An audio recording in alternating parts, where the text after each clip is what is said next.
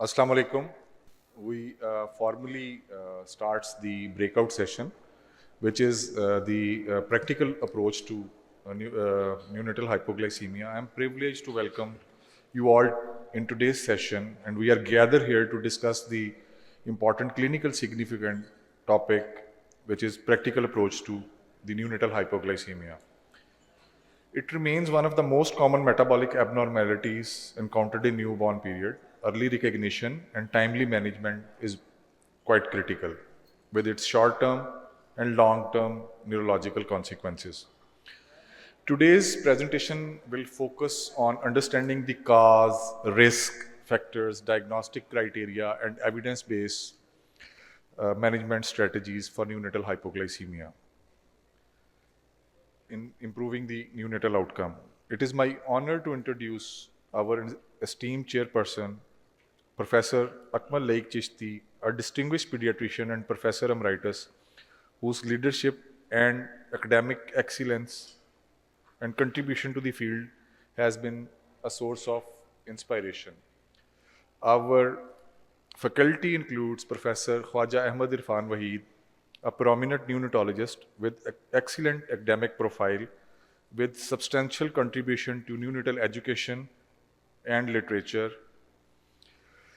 Our facilitator for today's sessions include Dr. Jamal Bhatt, who is Assistant Professor, Pediatric Surgery, Dr. Aisha Sadiq, Senior Registrar Neonatology, Dr. Sabika Iftikhar, Senior Registrar Neonatology, Dr. Bushra Nasir, Senior Registrar Pediatric Endocrinology, Dr. Amna Siddiq, Fellow Neonatology, and our head nurse, Saima Nuzat from the Department of Neonatology.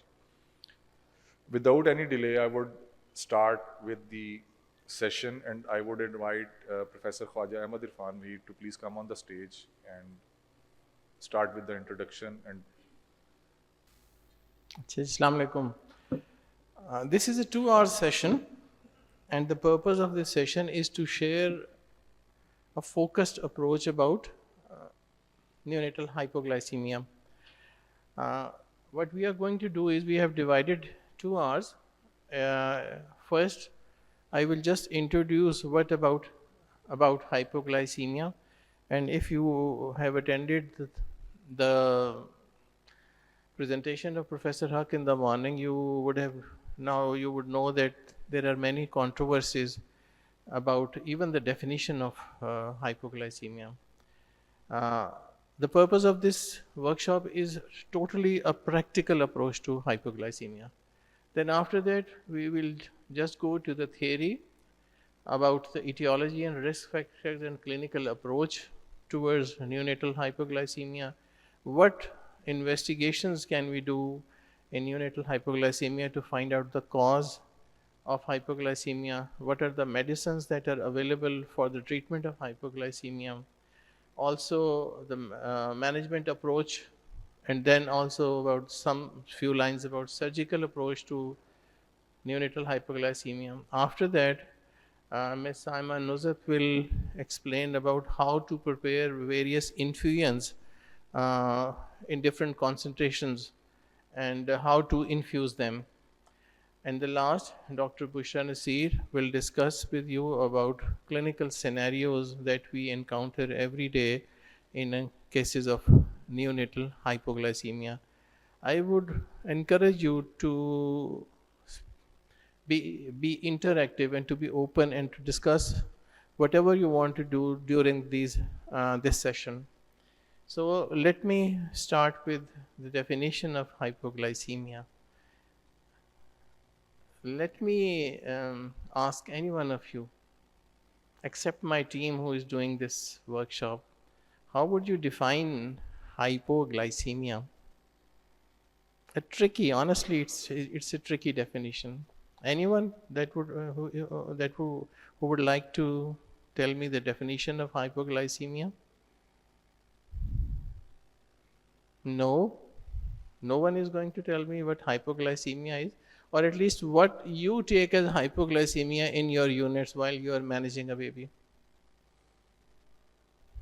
Sorry?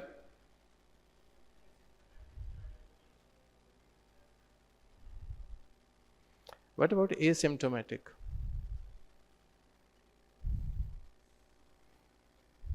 So in the morning there was a discussion about the number.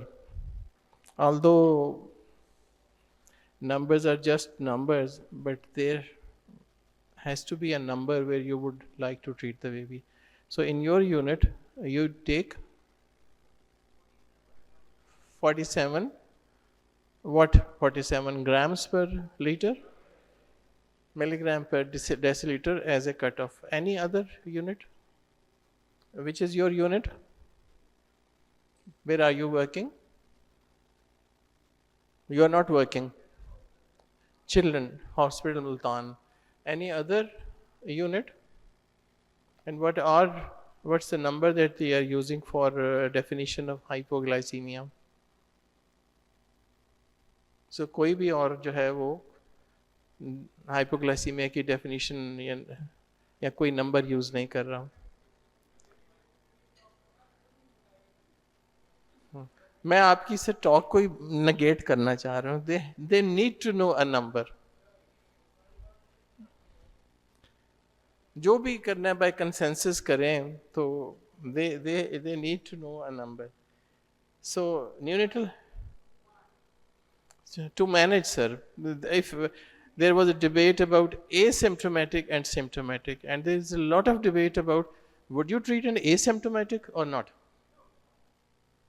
So that's a debate, sir.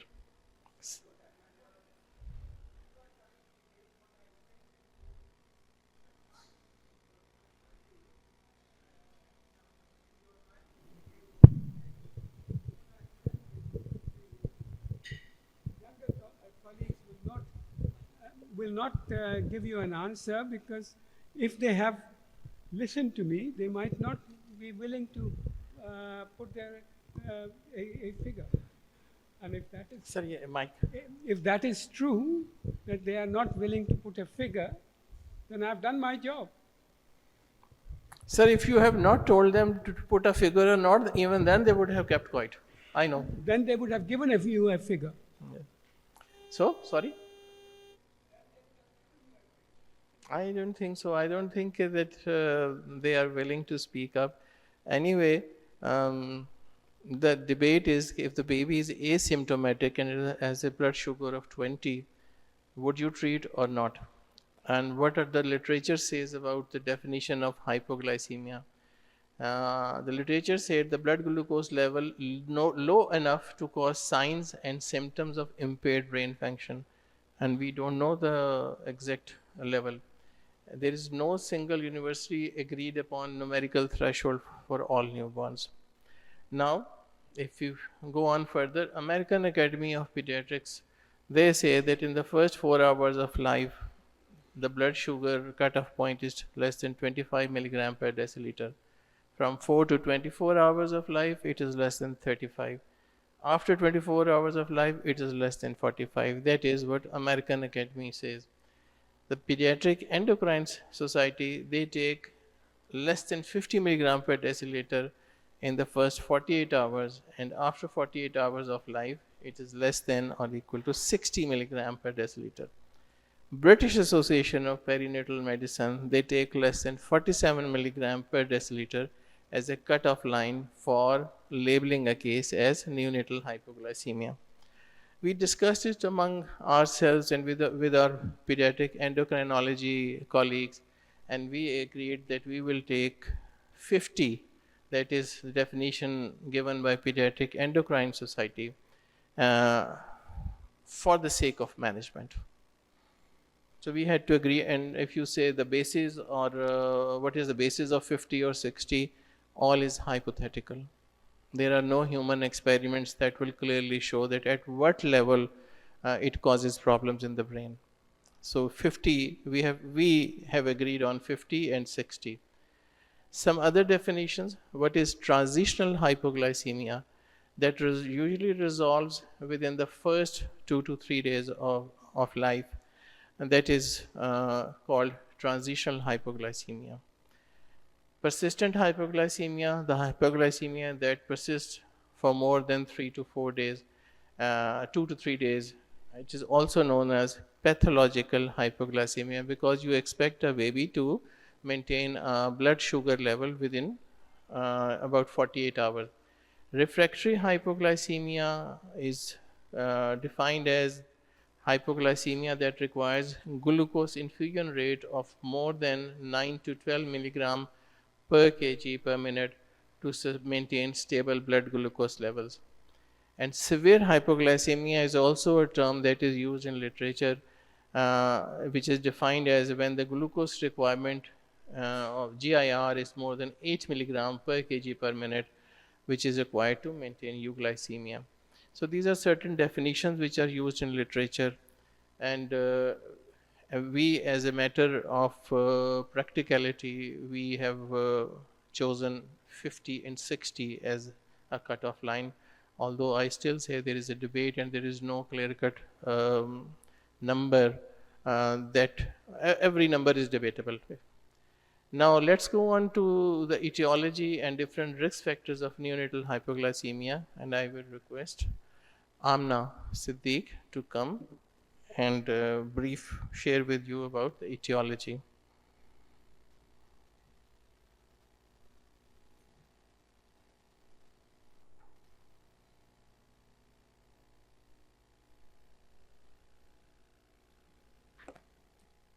Assalamu alaikum. I am Dr. Amna, Fellow Neonatology from Children's Hospital, Lahore. In this session, I will outline etiology, risk factors, and a structured clinical approach to neonatal hypoglycemia. First of all, I will explain etiology and risk factors. The causes of neonatal hypoglycemia can be broadly classified into 4 major categories.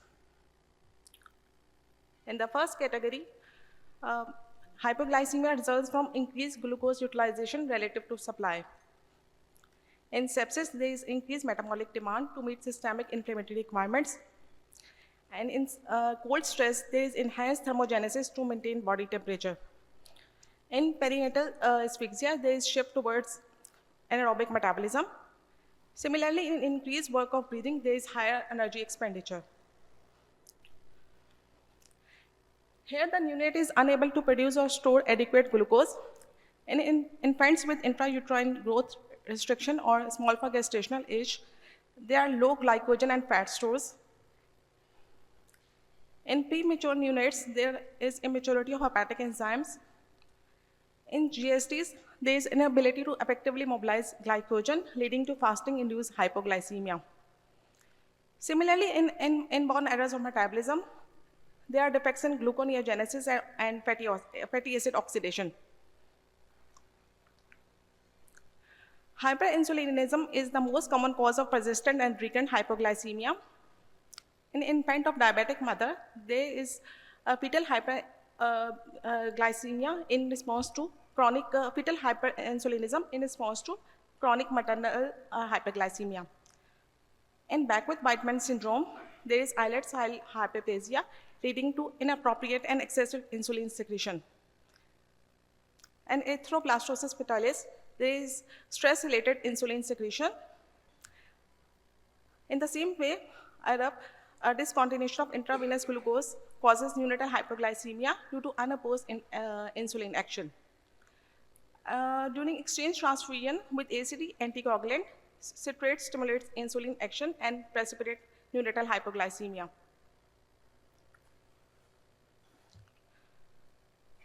Hormonal deficiencies often impair counter-regulatory mechanisms required to maintain euglycemia. In adrenal insufficiency, there is cortisol deficiency that limits stress response and reduces glucose availability. In panhypopituitarism, combined growth hormone and cortisol deficiency further compromises gluconeogenesis and glycogenolysis. In hypothyroidism, there is reduced hepatic glucose production and contributes to neonatal hypoglycemia. Other less common causes include polycythemia, where there is increased red cell mass and leads to increased glucose utilization. After discussing the causes, a systemic bedside evaluation is essential for diagnosis. A detailed antenatal history is very much important. Maternal diabetes, whether gestational or pre-gestational, significantly increases the risk of neonatal hypoglycemia. Poor antenatal care may result in misdiagnosis of IUGR or congenital anomalies. Maternal drug intake, particularly beta blockers or insulin intake, can directly contribute to neonatal hyperglycemia. Pregnancy complication associated with chronic intrauterine hypoxia predispose the neonate to hypoglycemia. A history of consanguinity raises suspicion for inborn errors of metabolism. Finally, decreased fetal movement suggests chronic fetal stress. Perinatal factors also trigger neonatal hypoglycemia. Gestational age is a key determinant. Preterm neonates are particularly vulnerable due to limited energy reserves and immature metabolic enzymes. Abnormal birth weight, whether small for gestational or large for gestational, have strong association with neonatal hypoglycemia. Also note down mode of delivery, as operative or stressful deliveries may have metabolic immaturity. In perinatal asphyxia and meconium aspiration, there is shift towards anaerobic metabolism and increased glucose consumption. Hypothermia causes increased metabolic demand. Delayed feeding reduces exogenous glucose supply. Postnatally, timing of hypoglycemia is also very much important. Early onset hypoglycemia that occurs less than 24 hours strongly suggests hyperinsulinism, particularly in infants of diabetic mothers. Late onset hypoglycemia that occurs after 24 to 48 hours raises concerns for sepsis, metabolic disorders, or endocrine dysfunction. Recurrent hypoglycemic episodes suggest persistent underlying etiology. Poor response to glucose infusion is highly suggestive of hyperinsulinism. Feeding intolerance associated with neonatal hypoglycemia indicates systemic infections such as sepsis or metabolic stress.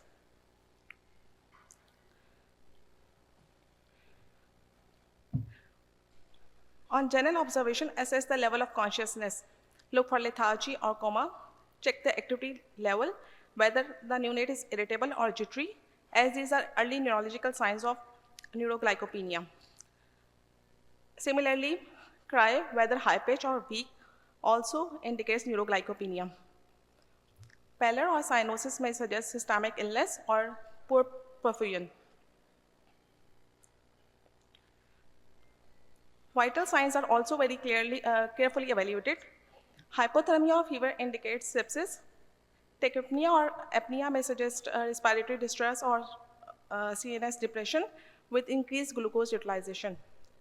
Heart rate abnormalities, whether bradycardia or tachycardia, suggest physiological instability. Oxygen saturation helps identify hypoxia that helps in identifying etiology.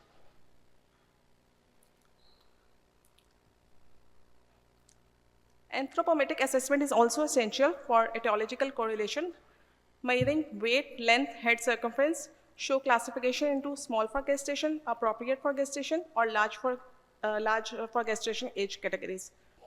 Disproportionate growth patterns, particularly reduced weight in reference to head circumference, suggests IUGR, while increased birth weight suggests hyperinsulinism.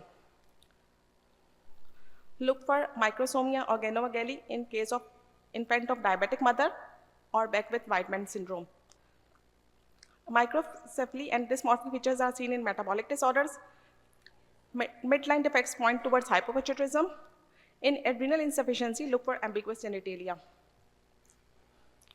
In systemic examination, pay attention to CNS examination. Look for jitteriness, tremors, seizures, hypotonia, or altered level of consciousness. Respiratory system is assessed for increased work of breathing, apnea, or respiratory distress, as these conditions increase glucose utilization. In cardiovascular examination, look for hemodynamic instability. In infant of diabetic mother, look for hypertrophic cardiomyopathy. Examination of the GI system may reveal hepatomegaly seen in GSTs or organomegaly, which may be seen in Beckwith-Whiteman syndrome. The skin and peripheral examination peripheral system are examined for plethora, which may show polycythemia. Look for local signs of infection, which may act as precipitating factors for neonatal hypoglycemia. Now, Dr. Sabika will explain how to investigate a case of neonatal hypoglycemia. Thank you.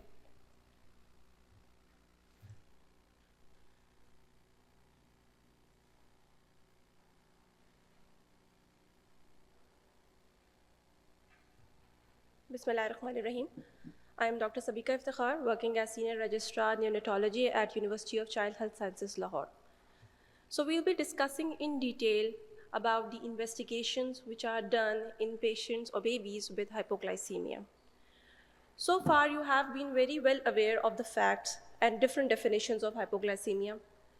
You have read the transitional, persistent, refractory, and severe cases of hypoglycemia.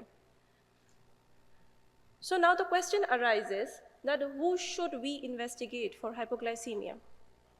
Any infant who is presenting with signs and symptoms of hypoglycemia that you are very well aware of. Any baby who is jittery, not feeding well, having seizures, inability to maintain temperature. Hypoglycemia can have many different faces. Any baby who is not responding or who is not maintaining the required blood glucose level, that is the desired more than 15 first 48 hours and less than 60 after 48 hours. Any small for gestation babies, you all know small babies, small glycogen, less glycogen sources, and they are more prone to hypoglycemia. Large for gestation babies, IDM babies. Moreover, those babies who have undergone stress as a result of dysphagia or any baby with family history or with congenital anomalies. So these are the babies that should be screened for hypoglycemia.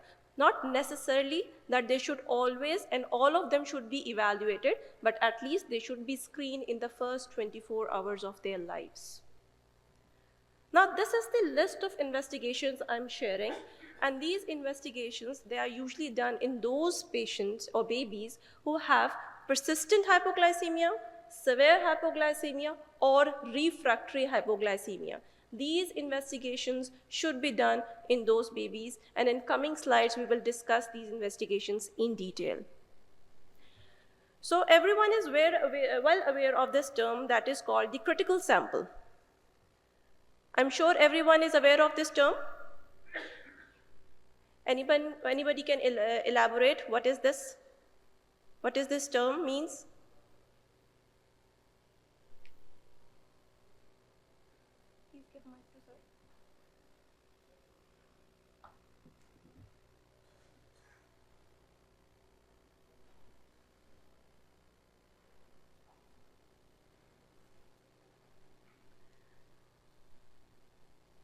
So the critical sample is basically a series of blood and urine tests which are sent at the time of hypoglycemia. I want to emphasize that this test should be done at the time of hypoglycemia before the correction of the glucose.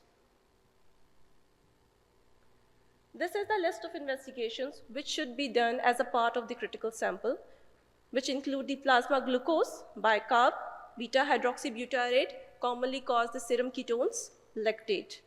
Similarly, insulin, free fatty acids, C-peptide, ammonia, pre-carnitine, acyl-carnitine, cortisol, growth hormone, and thyroid profile in some cases are also sent as a part of the critical sample along with the urine samples of ketone and guanic acids if required, but not always. We will discuss all these investigations in detail in the coming slides. So the first and foremost test is the blood glucose level. We are well aware of the blood glucose level by the capillary method, which is the commonest bedside technique. And it is very commonly used, easily feasible, no expert technicians are required, easily readable. However, there are some drawbacks too. The reading, which is done by the blood capillary methods, are not always accurate. They can be easily affected by shock and excessive squeezing. So whenever you encountered low blood glucose level by capillary blood test, always confirm it with a plasma blood sugar level. Because sometimes you see your capillary blood sugar level is giving you a low value, but actually the baby is not hypoglycemia, as the capillary blood glucose level are usually 10 to 15 times lower than the venous blood glucose. So important investigations after the blood glucose, whenever you have confirmed that the baby is actually having hypoglycemia, you check for the electrolytes, the metabolic profile of the baby. Since many of the electrolytes, they affect the metabolism, the glucose hemostasis, such as hypocalcemia. Hypoglycemia impairs the regulation of the insulin. If the insulin is unregulated, it is set free, it can cause hypoglycemia. So correction of calcium is very, very necessary in order to maintain normal glucose hemostasis. Another mineral is the magnesium, which is deficiency of magnesium is most commonly concurrent. It concurrently occurs along with the deficiency of calcium. Why? Because calcium impairs the PTH release, and which in turn causes hypocalcemia. So magnesium causes hypocalcemia, which in turn leads to hypoglycemia. Other two important electrolytes are the sodium and potassium. They also help us to suspect suspect any underlying problem, such as the adrenal deficiency. For example, if you have low sodium levels and high potassium levels, which is most commonly termed as hyponatremia and hyperkalemia, it can indicate that there might be underlying cortisol or mineralocorticoid deficiency. Another important component of the critical sample is the metabolic screening. Most important metabolic screening is the arterial blood gases. Of course, with the help of the electrolytes and the arterial blood gas, you can calculate the anion gap. Higher anion gap also help you to suspect any underlying serious problems, such as inborn error of metabolism. High anion gap can also be present in case of sepsis, which is very commonly present in our neonates and society. And another important metabolic screening is the lactate levels, which can be increased in ischemia. Blood ischemia can have multiple causes. It could be due to shock. It could be due to any underlying abnormality which is shifting us towards anaerobic respiration. It could be shock, blood loss, or any abnormalities in the respiratory chain or the mitochondria, which are the energy fuels of our body. Another important metabolite is the ammonia. Ammonia is basically the waste product of our body, which is produced as a result of the catabolism of proteins, and it is converted within the liver into urea, and it is hence secreted out of the body. However, if you have underlying problems, such as problems in your liver, or if some enzymes are missing, it could lead to excessive deposition or excessive accumulation of ammonia within the body, and it can have disastrous effects, especially it is very neurotoxic in neonates. And lastly, in the metabolic screening, we have the LFTs, which have series of tests such as the alanine transaminase, aspartate transaminase, gamma-glutaryl transforminases, alkaline phosphatases, serum ammonia. For example, if your baby is having visceromegaly along with hypoglycemia and with deranged liver function test, you can suspect that there could be a glycogen storage disease. So the most important component of the critical sample is this hyperinsulinism panel.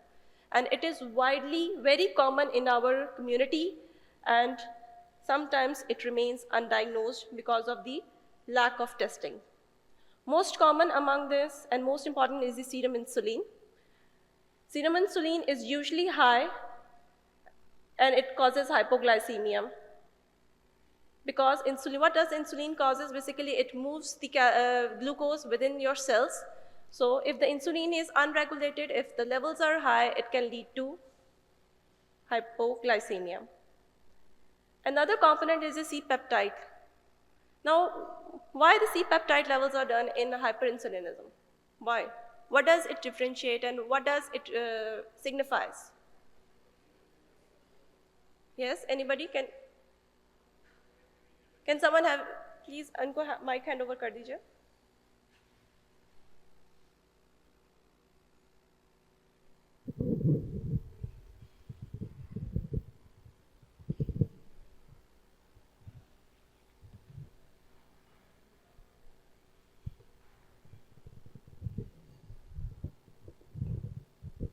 C-peptide level differentiate between the endogenous and exogenous insulin level presence in the body.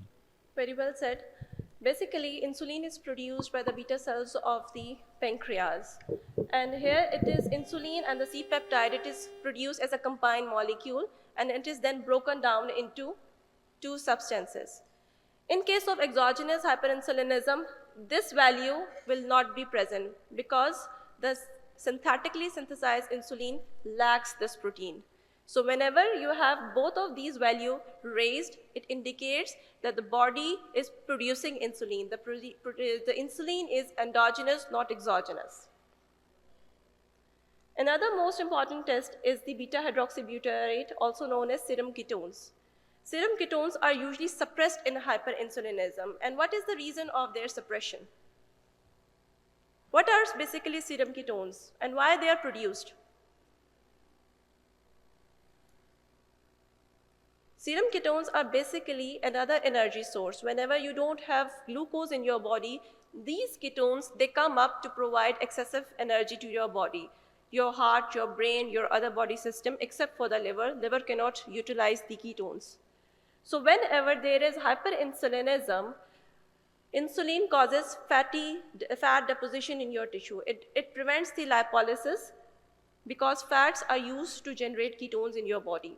So whenever you have hyperinsulinism, your body will lack ketones because the fat will not be break down and it will be stored. Another important component of the hyperinsulinism panel is the free fatty acids, which are also decreased in case of hyperinsulinism because of the fact that insulin causes fat deposition and prevents lipolysis. So hypoglycemia with detectable insulin and decreased ketone and free fatty acid levels, always think of hyperinsulinemic hypoglycemia. Another important component of the critical sample is the hormone deficiency panel, which is usually done at least 30 minutes after the initial sampling. That includes the cortisol levels and the growth hormone levels. If both of these levels are low in your critical samples, they could indicate that the counter-regulatory hormones are missing, and these are the source of your persistent hypoglycemia. Thyroid profile is done in selective cases, but it is not a part of the critical sample all the time. So if you have hypoglycemia along with low level of cortisol or growth hormone, it means there is something wrong with your pituitary. There are some specific metabolic tests which are done when required. They are not routinely done in our setups, which include the acyl carnitine profile, urine organic acids, and plasma amino acids. All of these tests basically indicate inborn error of metabolism. They help us to diagnose certain inborn error of metabolism, such as the organic acidemias, amino acid ureas, or fatty acid oxidation defects. Last, but not the least, do not forget the septic workup. At least 70% of the hypoglycemias are because of the underlying septicemia, so it should not be forgotten. So it is a simple interpretation of how you will investigate and move forward in your investigation whenever you encounter persistent hypoglycemia, not transient. So whenever you have persistent hypoglycemia, a baby is having hypoglycemia for more than 72 hours, you will send the critical sample, which is written in the pink box. Once you have sent the critical sample, you will see whether the baby has acidosis, no acidosis, or acidosis. Now, first we will deal if the baby doesn't have acidosis. What we will see next? We will see the ketone levels. If there is no acidosis, ketone levels are low, you have non-ketotic hypoglycemia. There are only two differentials of non-ketotic hypoglycemia. If you have no acidosis with low ketones, decreased free fatty acid and increased insulin, you have your diagnosis as hyperinsulinism. But if you have increased free fatty acids, then you have fatty acid oxidation defect. So non-ketotic hypoglycemia has two differentials, that is hyperinsulinism and fatty acid oxidation defects. Now we come to the other side of the table, that is, what if the baby has acidosis with persistent hypoglycemia? Again, you will see the ketone levels. Now, if the ketone levels are high, you have ketotic hypoglycemia. Next, you will test for the ammonia. If the ammonia is high, it could be either organic acidemias or urea cycle defect. And if the ammonia is normal, then it could be cortisol deficiency, growth hormone deficiency, or glycogen storage disease. Similarly, if it is persistent hypoglycemia, acidosis with increased lactate, then you have your diagnosis as glycogen storage disease. So this is the simple interpretation table of your daily hypoglycemic babies. Now, we have discussed all the blood and urine tests, but radiology can also help us frame and further define our differentials. Most importantly, bedside technique is the ultrasound abdomen. Of course, ultrasound abdomen can help you to see the hepatomegaly. For example, if a baby is having visceromegaly with hypoglycemia and a large liver, and it is confirmed by the ultrasound, then you can easily label him as GSD and you can further perform the test regarding the glycogen storage diseases. Similarly, if a baby is having electrolyte imbalances, hyponatremia, hypokalemia, had a history of perinatal stress, and ultrasound is done and shows hyperplasia or hemorrhage, you can detect the adrenal insufficiency. However, ultrasound machine cannot detect any pancreatic mass or adenomas, and for that other special testings are required. Another important test is the echocardiography, which is usually done in the large for gestation and IDM babies. It basically tells us about any hypertrophic, septal hypertrophy, which is usually transient and it resolves on its own. However, apart from septal hypertrophy, diabetic infants also have underlying serious cardiac diseases, so diabetic infants should be screened via echocardiography. Another important modality is the MRI and CT scan. The MRI brain, for example, you have hypopituitism, you suspect hypopituitism on the basis of your low cortisol or growth hormones. So MRI brain can help you to see any mass or any deformity within the brain. Similarly, we have read it before that the ultrasound abdomen cannot detect any pancreatic adenoma or hyperplasia, and for that, CT pancreas is required. However, CT scan pancreas has its own drawbacks. It cannot differentiate between focal and diffuse hyperinsulinism, and for that, specialized testing is required. The special test that can help us to differentiate between the focal and diffuse hyperinsulinism is the PET-Doppler scan, also known as 18F dihydroxyphenylalanine positron emission tomography. It helps the surgeons to guide what they have to do and how they can resect any adenoma if it is present. And last but not the least is the tandem mass spectrometry, also known as newborn screening, not available in Pakistan, but it is a lifesaver. In developed countries, it is present, and neonates, they are diagnosed beforehand, even before they develop any symptoms. So we urge the government and we want that this should also be a part of our newborn screening system. Now I will request Dr. Aisha Siddique to please come on the stage and to present the next session.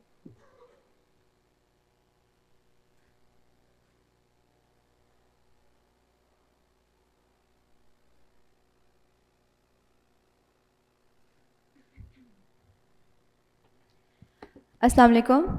I'm Dr. Aisha. I'll be talking about the drugs used in neonatal hypoglycemia, what are their indications, their doses, and how they are administered. First of all, we have dextrose gel. Dextrose gel is indicated only in the late preterm and term neonates with documented hypoglycemia during the first 48 hours after delivery. It is usually given in asymptomatic or mildly symptomatic neonatal hypoglycemia as an adjunct to milk feeds. Its administration should always be followed by milk feed to maintain euglycemia. 40% dextrose gel is applied to the buccal mucosa at a dose of 0.5 ml per kg, which is equivalent to 200 milligrams per kg of glucose.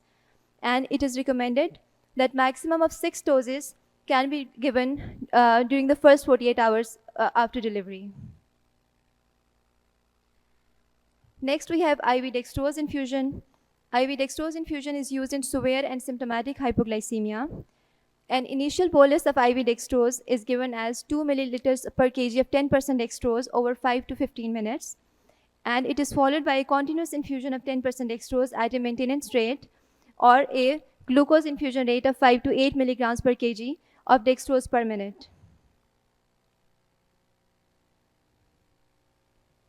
The glucose infusion rate can either be increased by increasing the volume or the concentration of the IV dextrose solution. Maximum dextrose concentration that can be given through a peripheral IV catheter is 12.5% and through a centrally positioned UVC is 25%.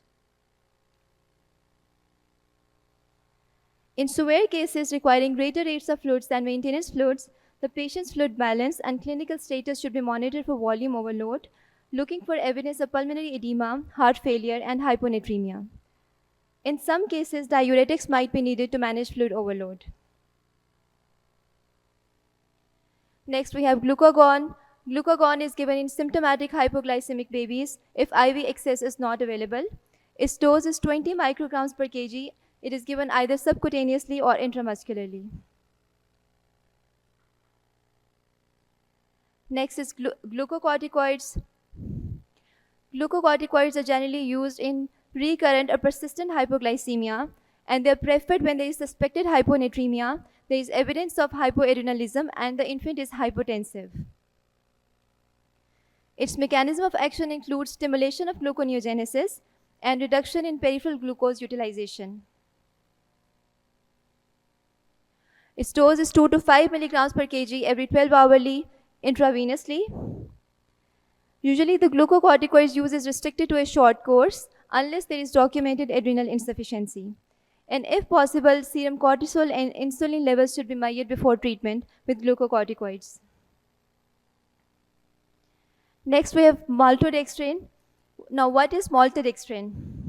Maltodextrin is a glucose polymer that is added to the milk feeds to increase the carbohydrate content, and it provides a sustained and slow release of glucose. And Fantomalt is the commercially available maltodextrin powder. It is used in persistent hypoglycemia, secondary to congenital hyperinsulinism, and it is used in consultation with a pediatric endocrinologist. These formulas are usually high caloric formulas with high osmolarity. There are limited studies regarding their efficacy in neonates, and their use is not a standard practice in transient neonatal hypoglycemia due to osmotic overload and lack of evidence. Next is diazoxide. Diazoxide is the first-line treatment for persistent hyperinsulinemic neonatal hypoglycemia.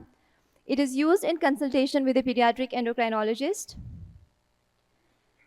Its mechanism of action is decreases the pancreatic insulin secretion by opening the ATP-sensitive potassium channels and limiting depolarization. Initial dose is 5 milligrams per kg per dose per oral 12 hourly, and the maintenance dose is 1.5 to 3 milligrams per kg per dose per oral 2 to 3 times per day. Then there is octreotide. Octreotide is an analog to the natural somatostatin. It is a second-line therapy for neonatal hyperinsulinemic hypoglycemia. It is also used in consultation with a pediatric endocrinologist. Its dose is 2 to 5 micrograms per kg, 2 to 8 hourly, subcutaneously, or by continuous IV infusion. It also inhibits the insulin secretion by binding to somatostatin receptors, by inducing the hyperpolarization of beta cells. It can also cause direct inhibition of voltage-dependent calcium channels. Adverse effects include diarrhea and risk of necrotizing enterocolitis. Next is nifedipine. Nifedipine is a calcium channel blocker. It is usually used in recurrent or persistent hypoglycemia secondary to hyperinsulinemia. It is only given in selected refractory cases, and it is not routinely used in the management of neonatal hypoglycemia. Since it is a calcium channel blocker, it inhibits the calcium channels of the beta cell membrane, and it should also be used in consultation with a pediatric endocrinologist. The dose is 0.25 to 2.5 milligram per kg per day in 2 to 3 divided doses, and the side effect is hypotension. In cases of neonatal hypoglycemia that are associated with counter-regulatory hormone deficiencies, the definitive treatment is hormone replacement. For cortisol deficiency, hydrocortisone is given at 8 to 12 milligrams per meter square per day per oral in 3 daily divided doses. For growth hormone deficiency, recombinant growth hormone is given subcutaneously or intramuscularly at a dose of 23 to 39 micrograms per kg daily. And for hypothyroidism, thyroxine is given at 10 to 15 microgram per kg per day per oral. Thank you. Next, I'll invite Dr. Tosif to please come on stage and discuss management of neonatal hypoglycemia.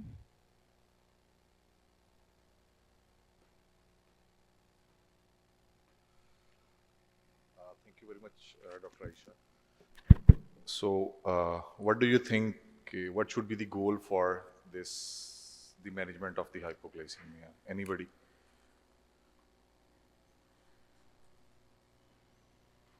So, goal क्या होना चाहिए? Neurological injury prevent होनी चाहिए और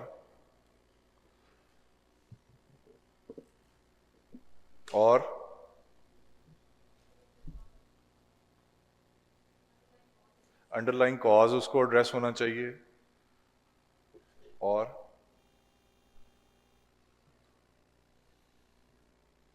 सबसे पहले तो sugar levels को आपने मेंटेन करना, ठीक है? So for that matter more than 50 in the first 48 hours and more than 60 after 48 hours. And if it turns out to be a case like where the baby is high risk, so it should be 70 or above. So सबसे पहली चीज़ तो ये है कि we have to restore hypoglycemia. Along with that, अब एक दफ़ा treat कर दिया तो chances हैं ना कि दोबारा भी हो जाएगा, तो उसको prevent करना है, ठीक है? Continuous supply देनी है ब्रेन को so that there are no short or long term neurological problems.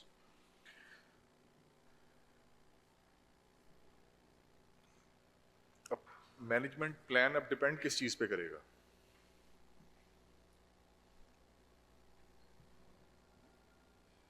Sugar levels मतलब कितने डिप कर गए हैं, एक तो ये हो गया, सिम्टम्स हैं नहीं हैं, और एज क्या है न्यूनेट की, अंडरलाइंग कॉज के ऊपर as like high risk infants हैं, so you are going to be more vigilant about it. So management के अंदर दो किस्म के न्यूनेट्स आएंगे पहले आपके पास, ठीक है? ऑफ कोर्स सिम्टोमेटिक हाइपोग्लाइसीमिया या एसिम्टोमेटिक है, राइट?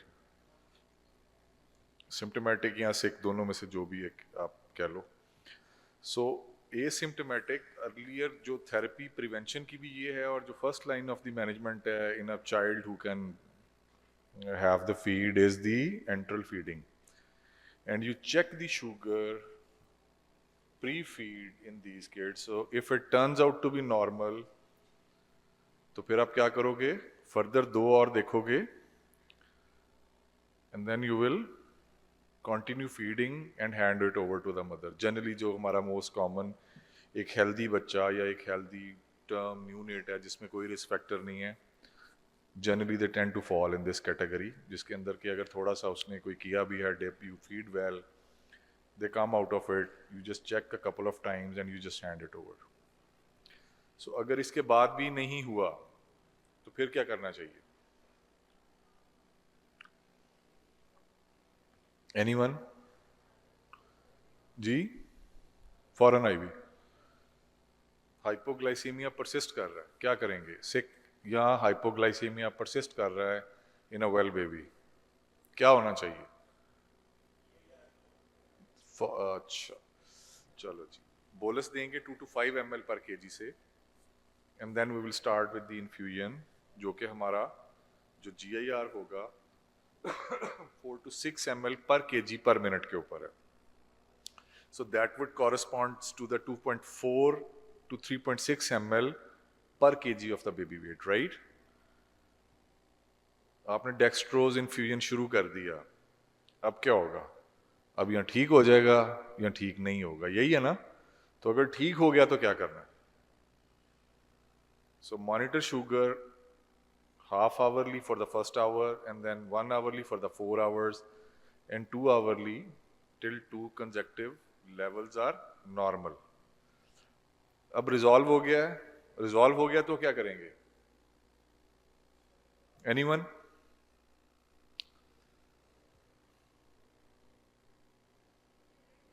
जी कैसे? और कुछ सेंट्रल दोगी फिर साथ, ठीक है? ठीक है, monitor for the blood sugar levels for the next 24 hours. जो मॉनिटरिंग है वो तो कंटिन्यू होएगी, and along with that you know you will play a seesaw, so like you will feed and then you will taper. ठीक हो गया? अब hypoglycaemia अभी भी परसिस्ट कर रहा है, उसको आपने GIR दे दिया 6 मिलीग्राम पर kg पर मिनट के लिहाज से. So you are going to increase the GIR now. कब तक GIR आप इंक्रीज करोगे जी?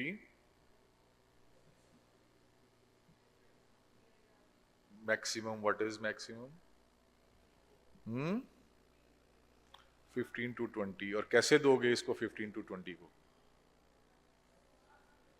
जी? किस तरह देंगे? थोड़ा एक बंदा बोले ऊंचा. सॉरी.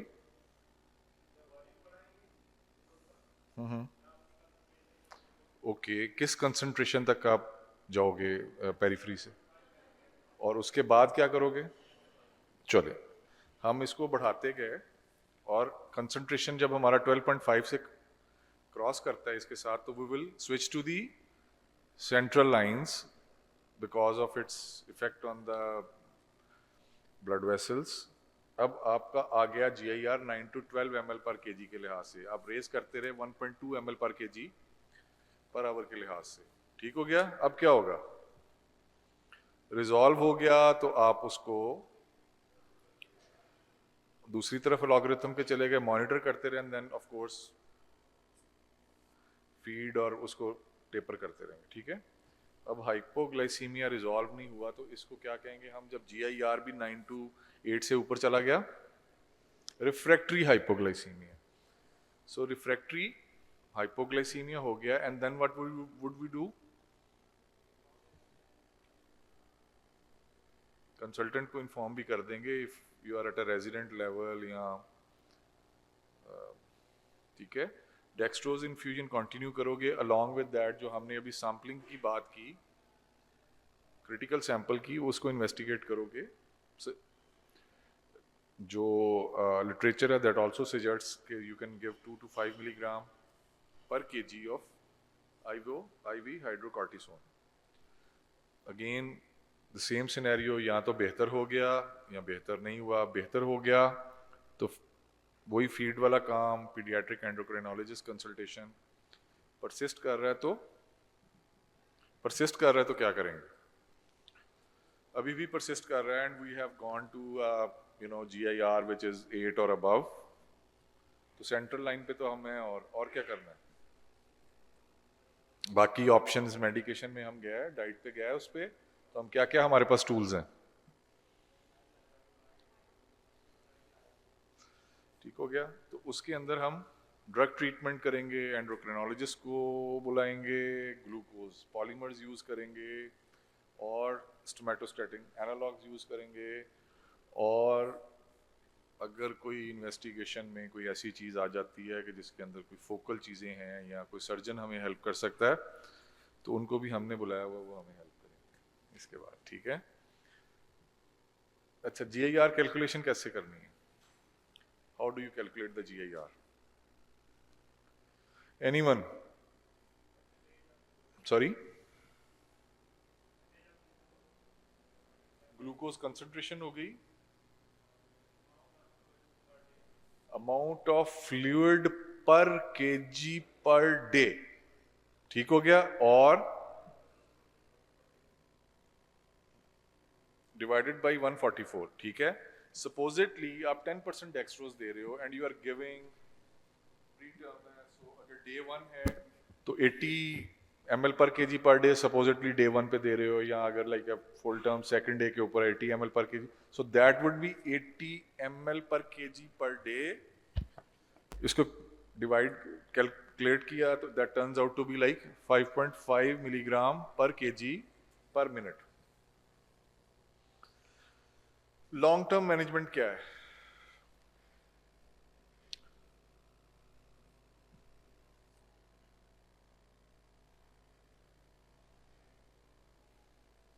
जी, एनीवन?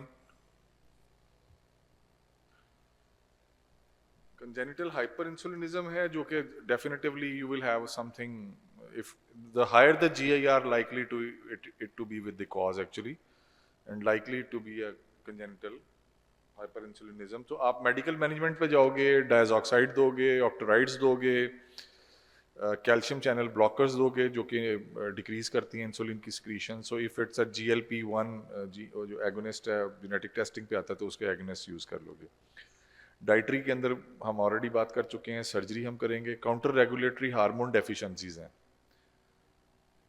क्योंकि हमने बात की पहले कि sugar level it's like a kind of सीसा, कुछ लोग उसको ऊपर ले जा रहे हैं, कुछ नीचे ले जा रहे हैं, तो जो थोड़ा इम्पेक्ट करते हैं other hormones like the thyroid ones, the growth hormones, तो उनको हम रिप्लेस करेंगे, ठीक है। और कॉर्टिसोल की डेफिशिएंसी है तो उसको रिप्लेस करेंगे। मेटाबॉलिक कॉज है तो मतलब मेटाबॉलिक कंसल्टेंट के साथ डिस्कस करके स्पेशलाइज्ड फार्मूलाज या उस पे जाएंगे,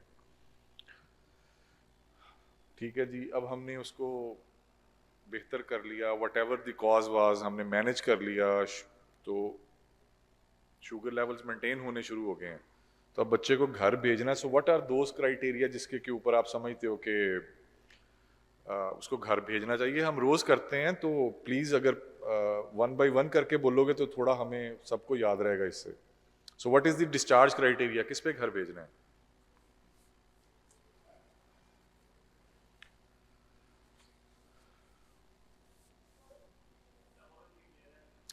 सबसे पहले तो बच्चा वेल हो, फीड ले रहा हो, टॉलरेट कर रहा हो, कोई थ्रो अप मतलब वॉमिटिंग वगैरह ना हो गया, और शुगर लेवल्स मेंटेन कर रहा हो, न्यूरोलॉजिकल सिम्टम्स ना हो जी, कॉज आइडेंटिफाई करके उसको हमने ट्रीट कर लिया हो, और पेरेंट्स को सिम्टम्स, साइंस, ट्रीटमेंट, डिजीज पता हो और वो तैयार भी हों टू टेक इट ओवर। एक और चीज जाने से पहले जो और सेफ कर देगी बच्चे को भेजने से पहले जी, 1 by 1 करके, अगर नहीं फॉलो अप तो हम करेंगे, उस पर भी बात करते हैं। थोड़ा हम उसको CGM डेफिनेटिवली आ जाएगा, इसका भी रोल न्यूनेट्स में। As of now I am unable to comment उसका currently if there are any studies. तो एक और चीज़ थोड़ी सी इसके अंदर जो हम मिस कर रहे हैं, फास्ट अगर कर रहा है थोड़ी देर तो उसका एक लेवल तक मेंटेन तो रहना, ठीक है जी। नहीं बेटे, फास्टिंग से मुराद है कि अगर एक फीड दे दिया है तो अगली के अंदर एक खास थोड़ा सा दौरानिया हो ना, जिसमें वो अपने आप को मेंटेन कर रहा है, ये नहीं कि अगली फीड से पहले ही हाइपोग्लाइसीमिक हुए हों, ठीक है। That would be fasting hypoglycaemia, ठीक है। So pre feed glucose level, मतलब सबसे पहली जो चीज़ है आपकी ग्लाइसेमिक स्टेबिलिटी है, that would be a pre feed glucose which is normal to the criteria we have talked about. Stable रहे 24 आवर्स के लिए and maybe often longer 24 to 48 hours के लिए। अगर वो हाई रिस्क है उसको देख के भेजना है कि वो स्टेबल है। फीडिंग एडिक्वेसी क्लियर हो कि क्या देना है, वो अभी कोई ओरल दे रहा था, एक एनजी की आवाज़ आई, so you should be clear about it, like what is your feeding plan, ठीक है। और must be you glycaemic alone on enteral feeding, जो भी मुंह से आप दे रहे हो उसको, ठीक है। और कोई फीडिंग इंटॉलरेंस ना हो या पुअर सकलिंग या कोई इस तरह की न्यूरोलॉजिकल चीज़ें ना हो कि जो फीडिंग को हैम्पर करें। क्लिनिकली भी तो वेल हो, सिम्टम्स ना हो उसको, ठीक है। वाइटल्स, टेम्परेचर्स और ये सारी स्टेबिलिटी हो, ये वो सब चीज़ें हैं जो एक बैक ऑफ द माइंड में हमारे क्लिनिकल राउंड्स पे होती हैं।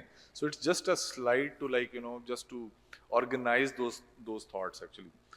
अप्रोप्रिएट वेट गेन हो उसका, ठीक हो गया। अंडरलाइंग कॉज आपने पहले बोला, एड्रेस कर दी हो। पेरेंट्स की एजुकेशन बहुत ज़रूरी है, because on the other hand अगर वो अच्छे से उसको समझ नहीं पाए, मैनेज नहीं कर पाएंगे फीड को, या बाज़ का we tend to discharge on certain variations जिसमें कि ऑक्टेराइड्स पे भी जा रहे होते हैं, later on the dose is tapered, तो वो if they are not trained enough तो वो उसके ऊपर भी मसाइल आएंगे फिर, ठीक है। वार्निंग साइंस उनको पता हो और फिर उनको ये भी पता हो कि अगर कोई मसला हुआ है कि when to and where to go. Follow up plan में क्या होगा, अब आपने भेज दिया, सब कुछ ठीक रहा, अब आपके पास आ गया ओपीडी में, व्हाट वुड बी दी क्या आपका शॉर्ट टर्म प्लान क्या है उसके ऊपर, क्या क्या देखेंगे, क्या प्लान में, क्या जेन में होगा जी। वेट गेन, पहले तो पी रहा है, खा रहा है, कोई एपिसोड आई या नहीं आई, क्योंकि एजुकेशन के अंदर you also teach how to check the blood sugar. और सॉरी मुझे नहीं, सॉरी मैं नहीं समझ पाया। Yes, weight gain is one thing. Milestones sorry follow up पे थोड़ा मुश्किल हो जाएगा उसको कहना, न्यू नेटल एज में खास तौर पे।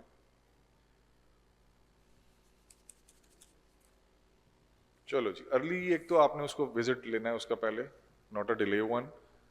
ग्लूकोज प्लान आपने अगर मॉनिटरिंग की हुई है तो do look at that chart, assess करो, प्रीवियस रिव्यू देखो, उसके रिकॉर्ड कैसा था, उसका सिम्टम्स थी घर पे नहीं, उसका आउटपुट कैसा रहा, यूरिन कैसा, how good was the intake, feeding adequacy और फ्रीक्वेंसी देखनी है, ठीक है। लॉन्ग टर्म में डेफिनेटिवली न्यूरो डेवलपमेंटल आप सर्विलेंस करोगे and you will have a early referral for the intervention, ठीक है। और प्रिवेंट कैसे करोगे, how would you prevent it, how would you prevent the hypoglycaemia. हम सब कर रहे होते हैं जी।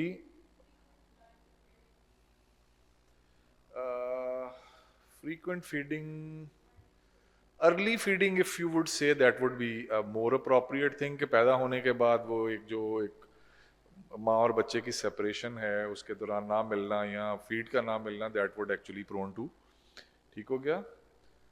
सो एक तो सबसे पहले तो आपने एंटीनेटल के ऊपर आपने आइडेंटिफाई करने हैं आपके रिस्क फैक्टर्स के अंदर, you review the history, like even prior to the delivery if you are called to the delivery room, avoidance of cold stress that will increase the metabolic rate and again would lead to hypoglycemia, ठीक है। Early provision of the feeding support, जो कि हम यही बात कर रहे थे कि should be fed as early as possible, और कांस्टेंट ऑब्जर्वेशन ज़रूर, sensitise your team, your staff, कि वो ऑब्जर्व करे फीडिंग बिहेवियर के लिए और ओवरऑल कंडीशन के लिए, बिकॉज लथार्जीनेस, प्रॉपर से फीड ना लेना, जिटरी, जो सिम्टम्स हमें हाइपोग्लाइसीमिया की हैं, वी मस्ट एक्चुअली टीच और we keep like reminding them कि इसको ज़रूर स्क्रीन करें क्लिनिकली, ठीक है। सो रिगार्डिंग द मैनेजमेंट, सबसे इंपॉर्टेंट चीज़ ये है कि ये प्रिवेंटेबल है in most of the healthy neonates by early feeding. Screening is critical, you review them. So whatever the cause, hypoglycemia needs to be managed promptly. Persist कर रहा है, that needs evaluation.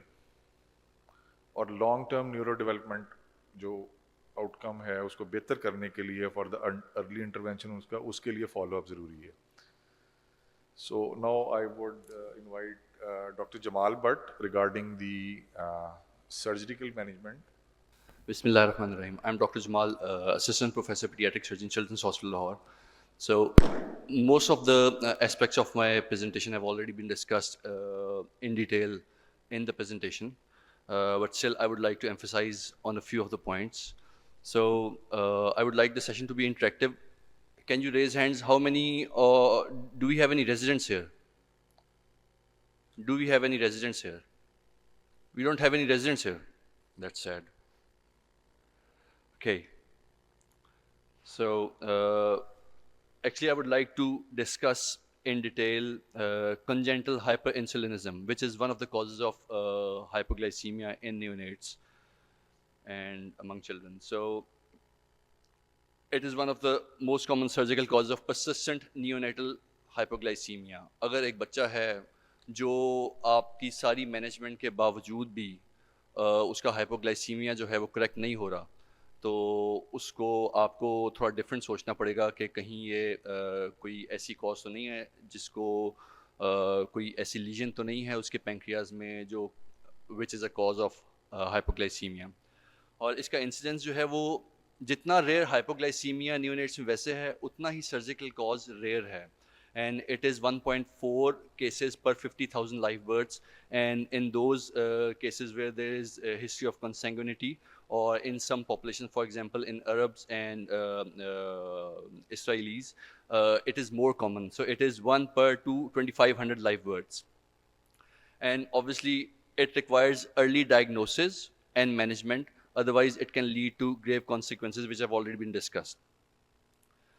कोई मुझे बता सकता है कि होता कैसे है मैकेनिज्म क्या है, कैसे इंसुलिन रिलीज होती है? कोई इस पे कोई कुछ बता सकता है? क्योंकि इसमें बहुत ज़्यादा जो एलिमेंट है वो जेनेटिक्स का है. कम ही डिजीज़ हैं ऐसी पीडियाट्रिक सर्जरी में जिनमें जेनेटिक्स जो है वो बहुत सिग्निफिकेंट रोल प्ले करती है, लेकिन इस केस में जेनेटिक्स बहुत सिग्निफिकेंट रोल प्ले करती है. थोड़ा सा मुझे बता सकते हैं कैसे होता है, क्या जेनेटिक्स क्या रोल है? कोई इस पर इंसाइट देगा? बताएं.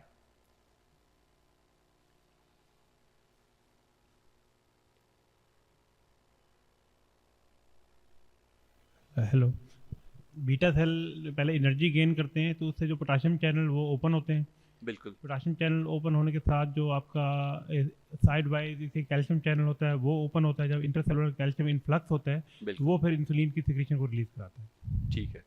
तो 3 स्टेजेस आपने बताई कि एक नॉर्मल अगर बीटा सेल है तो उसका पोटेशियम चैनल ओपन होगा. ठीक है. पोटेशियम एटीपीएज ग्लूकोज पहले इन्फ्लक्स होगा, ग्लूकोज इन्फ्लक्स होगा तो एटीपी कॉन्सेंट्रेशन बढ़ जाएगी. एटीपी की कॉन्सेंट्रेशन बढ़ेगी तो वो क्या कर देगी? डीपोलराइजेशन कर देगी. पोटेशियम अंदर रुक जाएगा सेल के अंदर. सेल के अंदर पोटेशियम रुकेगा, वो डीपोलराइज करेगा. डीपोलराइजेशन की वजह से कैल्शियम का इन्फ्लक्स होगा. कैल्शियम का हमेशा काम है कि उसने इन्फ्लक्स होने के बाद, क्योंकि पोटेशियम सेल में ज़्यादा होता है और कैल्शियम सेल से बाहर ज़्यादा होता है, जब वो अंदर मूव करेगा जो अंदर ग्लोब्यूल्स पड़े हुए जिनके अंदर इंसुलिन है वो इंसुलिन अट्रैक्ट होगी टुवर्ड्स मेम्ब्रेन और वो एक्सोसाइटोसिस से बाहर निकल जाएगी और इंसुलिन रिलीज होगी.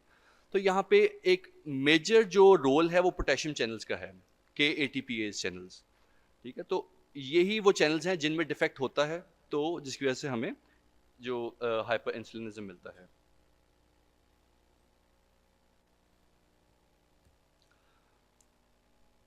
इसी रिलेशन में 2 किस्म के डिफेक्ट्स हो सकते हैं. ठीक है. 2 कॉजेज हो सकती हैं. One of the causes focal congenital hyperinsulinism. Focal का मतलब है कि कोई डिफेक्ट जो है वो किसी एक खास पोर्शन ऑफ पैंक्रियाज में है. ठीक है. और डिफेक्ट्स दोनों सूरतों में जो हैं वो जेनेटिक डिफेक्ट्स ही हैं, लेकिन focal is actually more common and it accounts for 55% of operated cases, and usually there is a solitary lesion within the pancreas, and here it is a two-hit mechanism. Two-hit mechanism कोई explain कर सकता है क्या हो सकता है? Two-hit mechanism में 2 levels पे जाके genetic disturbances हो रही हैं. एक जो है वो क्योंकि ये it is always autosomal recessive transmission, तो एक जो डिफेक्ट है जीन्स के लेवल पे, वो मैटरनल जीन्स के अंदर डिफेक्ट होगा जो कि जेनेटिक्स के साथ प्रोसेस करेगा, जो कि ट्रांसफर होगा। लेकिन जो दूसरा डिफेक्ट है वो आफ्टर बर्थ बीटा सेल, किसी एक सेल के अंदर जो उसमें एबनॉर्मेलिटी आएगी जीन्स के अंदर, पैटर्नल जीन के अंदर। तो जब दोनों डिफेक्ट्स मिल जाएंगे तो एक बीटा सेल इफेक्ट होगा। लेकिन इस डिफेक्ट, जब ये डिफेक्ट होता है तो उससे दो चीज़ें ख़राब होती हैं। एक तो वो इंसुलिन का जो सेल है उसका एक्सक्रीटिव मैकेनिज्म ख़राब होता है, दूसरा उसके अंदर जो इन जीन्स का एक और रोल है कि ये ट्यूमर सप्रेसर जीन्स होती हैं, तो वो इफेक्ट खत्म हो जाता है, जिसकी वजह से जो फोकल डिफेक्ट है वहाँ पे एक ट्यूमर बनना शुरू होता है, जिसको हम एडेनोमा कहते हैं। तो ये है फोकल डिफेक्ट में, और इसमें obviously it is a focal disease. आप इसको कम्प्लीटली रिसेक्ट करेंगे तो इसका आउटकम बहुत अच्छा है। डिफ्यूज डिजीज के अंदर इसमें मेंडेलियन जेनेटिक्स आ जाती है। इसमें क्या होगा कि दोनों जो पैटर्नल और मैटरनल जीन्स हैं, दोनों के अंदर जेनेटिक डिस्टर्बेंसेस होंगी क्रोमोसोम नंबर 11 के ऊपर, और जो एक्चुअली किस एलील के अंदर होता है, जो एटीपी पोटेशियम एटीपी की जो चैनल्स हैं उसके दो कंपोनेंट्स हैं, और उनकी जो जीन्स हैं वो क्रोमोसोम नंबर 11 पे होती हैं। और यहाँ पैटर्नल और मैटरनल जीन्स जो हैं वो उन दोनों में डिफेक्ट होगा, और अगर एक कैरियर है तो नहीं होगा। मेंडेलियन जेनेटिक्स को एक्सप्लेन कर सकता है, क्या है normal autosomal carrier Mendelian genetics, कितने परसेंट जो है वो बच्चे डिजीज एक्सप्रेस करेंगे, कितने परसेंट जो बच्चे हैं वो कैरियर होंगे, और कितने परसेंट नॉर्मल होंगे, को बता सकते हैं? ऑटोसोमल रिसेसिव, हाँ जी, 25% डिजीज कैरियर होंगे और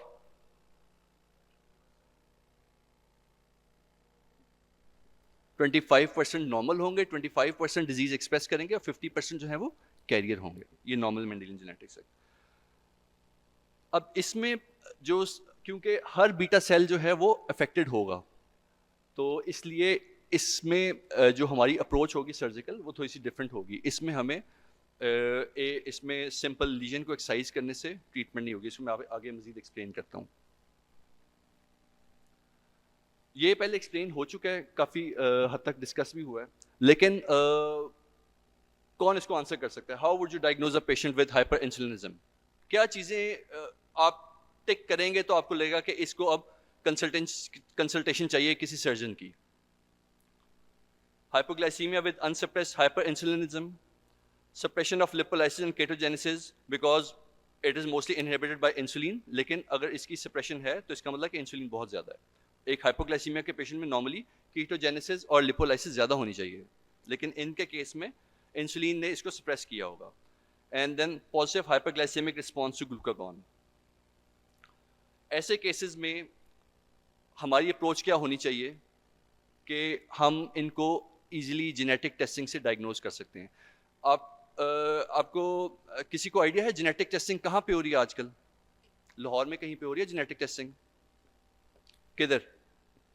बिल्कुल, चिल्ड्रन हॉस्पिटल में गैस्ट्रोएंटरोलॉजी डिपार्टमेंट जो है वो, उनका लाइजन है,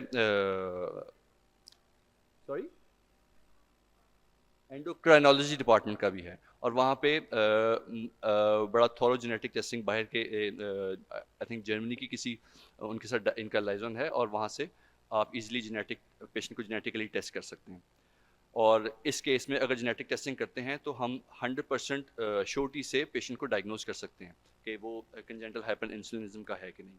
और दूसरा एक बहुत इफेक्टिव टेस्ट है जिसका पहले भी जिक्र किया गया है, 18F-L-DOPA, और in combination with pet CT scan. ये नीचे वाली जो पिक्चर है इसको आप थोड़ा सा डेलिब्रेट करें कि इसको कोई एक्सप्लेन कर सकता है ये किस केस में होगा और ये किस केस में होगा?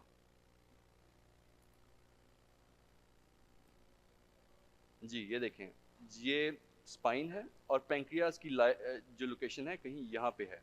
ये क्या चीज़ हाईलाइट हो रही है? क्योंकि कंट्रास्ट या जो भी इसमें रेडियो एक्टिव मटेरियल है उसने किडनी से एक्सक्रीट होना है, तो ये अभी अर्ली फेज में या लेट फेज में किडनी होगी, इसलिए एक हाईलाइट हो रही है। और यहाँ दोनों किडनीज हाईलाइट हो रही हैं। किडनी से जहाँ से वो एक्सक्रीट हो रहा है रिएजेंट, यहाँ इस केस में पूरे का पूरा पेंक्रियाज हाईलाइट हो रहा है, तो ये डिफ्यूज डिजीज़ है और ये एक फोकल एडेनोमा है जो कि गालबन इसकी लोकेशन अगर देखें तो हेड यहाँ पे कहीं होता है और ये टेल में कहीं फोकल एडेनोमा है। तो इस केस में अगर हम इसकी टेल का पोर्शन एक्सरसाइज कर दें तो ये बच्चा ट्रीट हो जाएगा, लेकिन इस केस में ऐसा नहीं होगा क्योंकि पूरे का पूरा पेंक्रियाज इन्वॉल्व है और पूरा पेंक्रियाज हम निकाल नहीं सकते, निकाल सकते हैं लेकिन उसकी मॉर्बिडिटी और मोर्टेलिटी बहुत ज़्यादा है। सॉरी, ये शौकत खानम से नहीं हो रहा, ये मेडिकल न्यूक्लियर मेडिसिन से होगा। ये सीनम है और इनमोल है, यहाँ से होते हैं। बिल्कुल मुझे एग्जैक्टली आइडिया नहीं है कि हो रहा है कि नहीं, लेकिन अगर होगा तो इन जगहों पे होगा क्योंकि न्यूक्लियर मेडिसिन की डोमेन के अंदर आता है।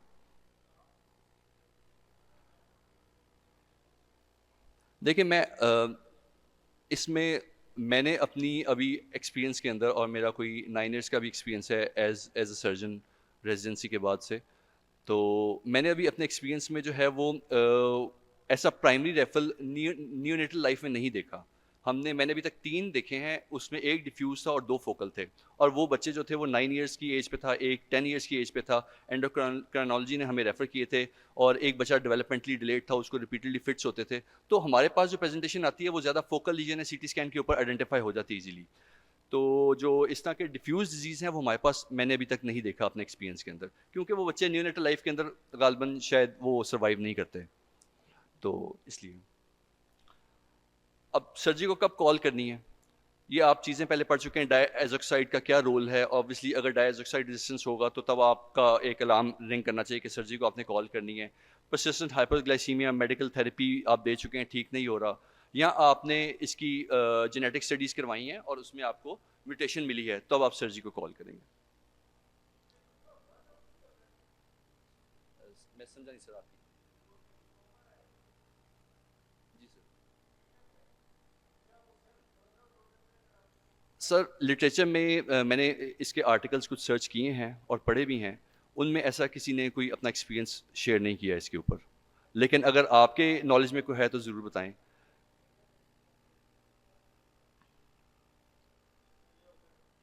सही, तो क्योंकि ये डिजीज़ जो है वो बहुत सारी स्पेशलिटीज़ को इन्वॉल्व करी है, न्यूरोलॉजी भी इसमें इन्वॉल्व है, हमेशा इसको मल्टी डिसिप्लिनरी अप्रोच के साथ चलना है।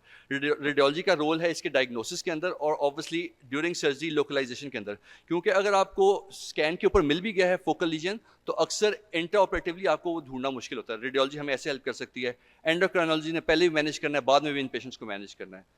तो फोकल डिजीज़ अगर होगी तो उसको सिर्फ लीजन को हमने निकालना है, लेकिन डिफ्यूज डिजीज़ के अंदर हमें थोड़ा सा कॉशियसली पैंक्रियाज का काफ़ी सारा पोर्शन डिसेक्ट करना पड़ता है। और किस पोर्शन को हम छोड़ेंगे, जो इंपॉर्टेंट स्ट्रक्चर्स हेड के अंदर होते हैं, सीबीडी के, ये यहाँ से कॉमन बाइल डक्ट आ रही है, यहाँ ड्यूडेनम के सेकंड पार्ट में खुलेगी और ये ड्यूडेनम की वॉल है, इसके दरमियान का थोड़ा पोर्शन हम सेव करेंगे, बाकी सारा पैंक्रियाज हम कोशिश करेंगे इसको एक्सरसाइज कर दें। अगर इनकम्प्लीट डिसेक्शन है ऑब्वियसली सिम्टम्स ट्रीट नहीं होंगे बच्चे के, तो ये थोड़ा सा इसमें जो है वो टेक्निकल इसमें एक एलिमेंट है।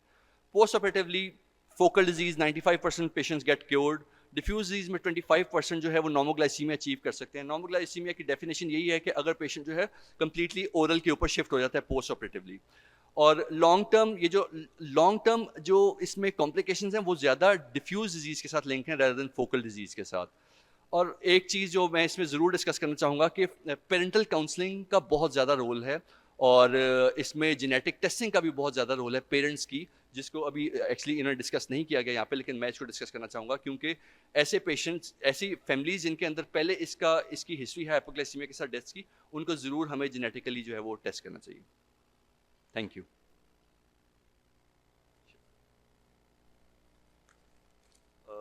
For next presentation, I would like to call Miss Samina, and she would like to, and she would give an insight on preparation and infusion of various concentrations of dextrose.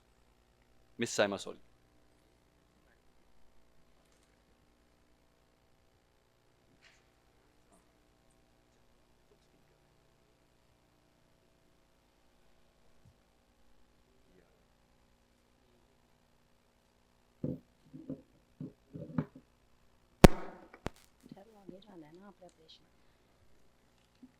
It's okay.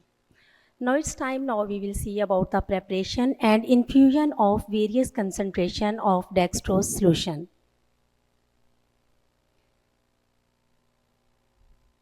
In first 3 days, always remember that the neonates only need dextrose solution. They're no needed for the electrolytes. So there are the different types of fluids. These are the different type of fluids which we are use only for the first 3 days. With the concentration of the 10% and 25% dextrose water, and it is totally prepared formula for the 100 ml of IV infusion. Next one, which we use after the first 3 days. Here the neonates need normesaline after 3 days for the balance of the electrolytes and for the maintenance of the hypoglycemia. So here we add normesaline with addition of 10% dextrose water and 25% dextrose water. Other formula is same and the amount of the dextrose water is same as you see above. Only addition of the normesaline is here in next 3 days. Controlling rate of infusion. We have different devices which we are using to control the rate of infusion. For example, number 1, syringe pump are there. Other one is infusion pump, dial a flow, and drops per minute. In syringe pump and infusion pump, there is already set volume. You can put the volume, desired volume which you want, and then set the rate as per prescribed by the doctor, and you can run it as the rate ml per hour. Dial a flow, this one is also here, that is called the regulator. One side of this dialer you can rotate, and there are many numbers from 0, 1, 2, different numbers are printed over there. As per prescribed the doctor, you can adjust the rate of ml per hour from here, and you can start it. Other is the chamber that is related to the micro drip and for used for the macro drips also.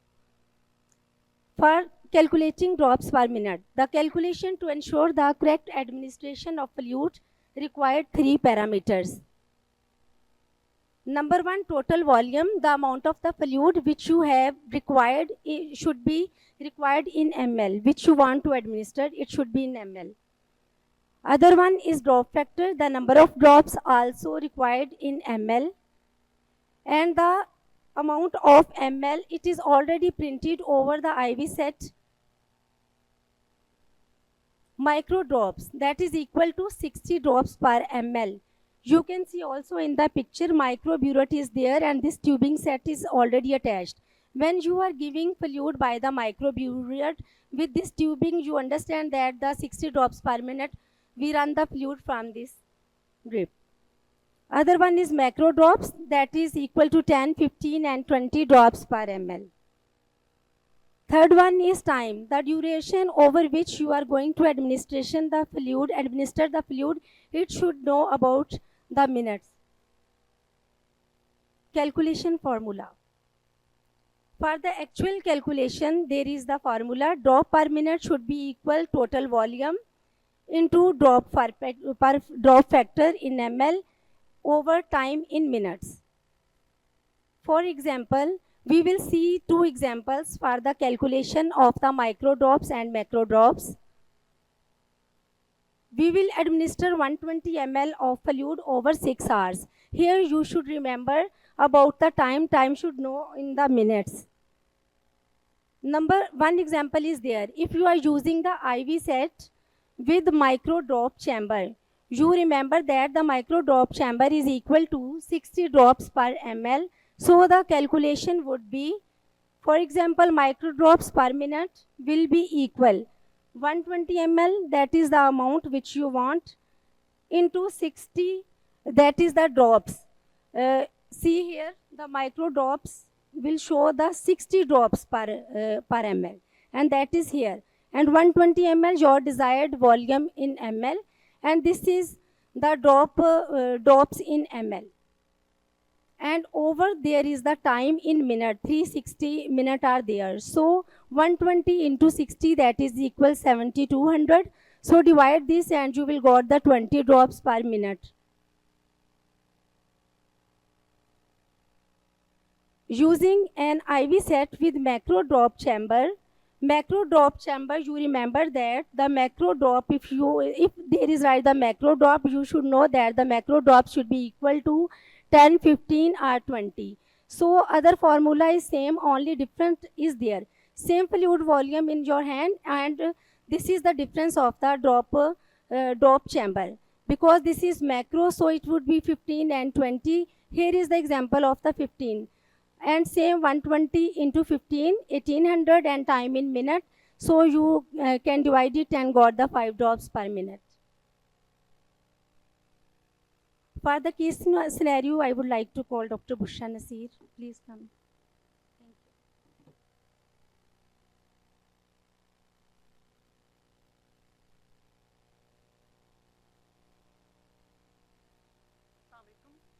Now we will discuss some case-based scenarios, but it is going to be an interactive sessions, though very few people are left.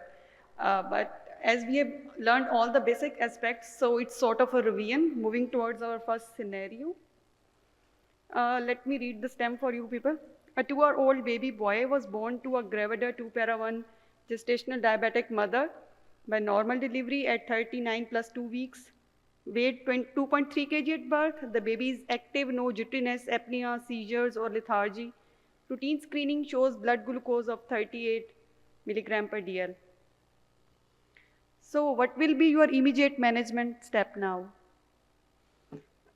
Okay, from this side, anyone can volunteer? Yes, enteral feed. And? Can we hand over the mic to them?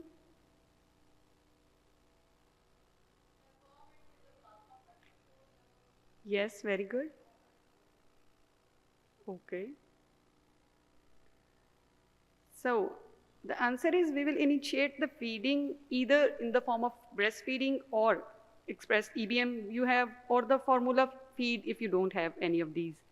And you can consider 40% dextrose gel if available, and do recheck the blood glucose. It's very important, just don't wait and do recheck. Now, how frequently will you monitor the blood glucose? Anyone else?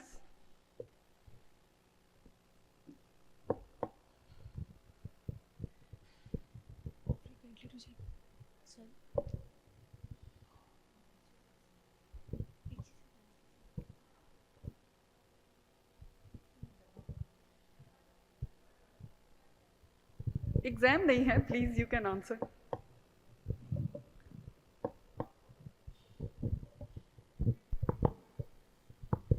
Okay.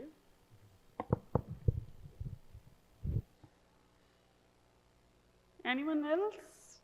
What do you want to? 20 to 30 minutes? Okay. Half hour for 1 hour. Okay. Okay, thank you. So, if the child is stable before feeds for next 24 hours, and we will continue until 2 normal values are achieved.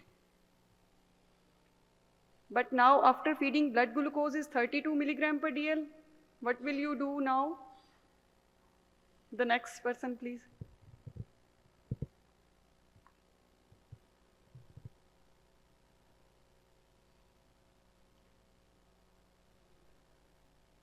Sorry?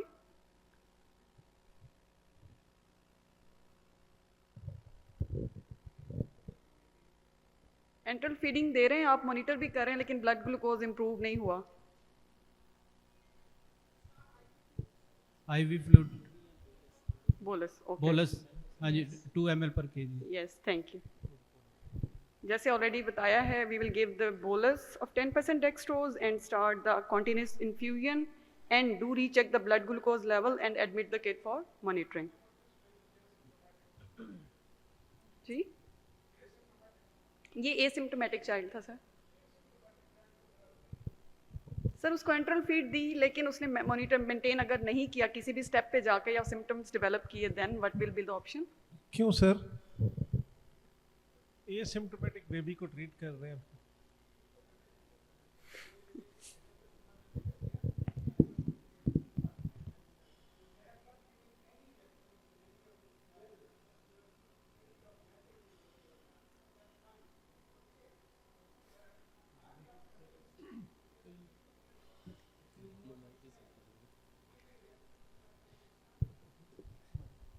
Thank you, sir. Okay, calculate the GIR if you want to start the 10% dextrose at 80 ml per kg per day. The next person, please. Percentage of glucose. You can use your cell phones and give me the number, please. Sorry, sir, again numbers.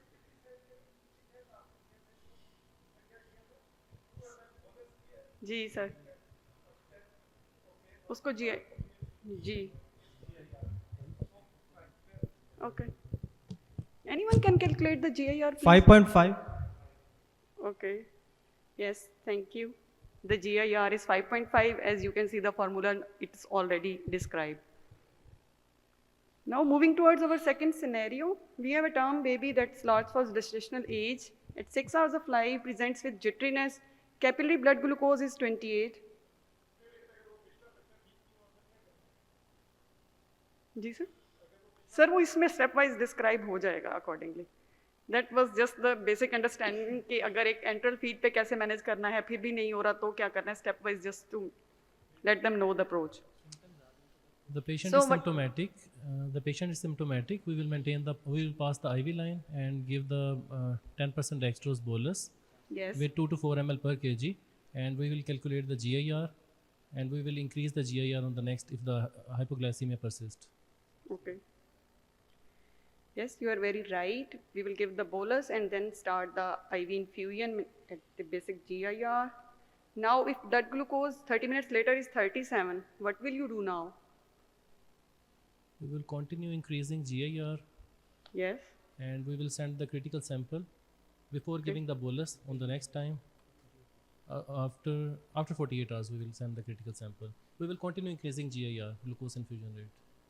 Okay. कितनी GIR increase करेंगे? 1 to 2 बढ़ाते जाएंगे. Maximum कहाँ तक आप करते जाएंगे? Maximally we can go up to 20 तक जा सकते हैं. Yes, very right. We will increase the GIR by 1 to 2 mg per kg per minute. But now, despite increasing GIR to 8 mg per kg per minute, blood glucose remains less than 45. What will you do next?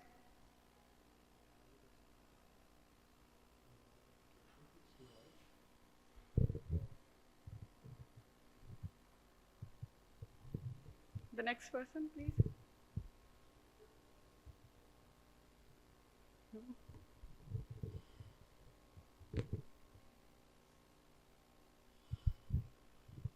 Ma'am, we can increase the concentration now from 10% to 12.5%. Yes. Anything else? We will pass the central line because we are giving the high concentration. Yes. Thank you. We will definitely escalate the GIR stepwise up to 15 to 20 mg per kg per minute, and first we increase the volume and then the concentration. Now, even at GIR 15 mg per kg per minute, glucose is persistently low. What will be your next step now?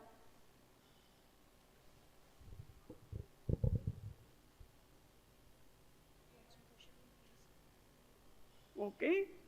Before steroid, would you like to do anything else? Yes, someone is saying critical sample. Yes, thank you. Anything else? Someone want to add? We will send a critical sample for. Yes, very good, thank you. Okay, what investigations you will include in critical sample?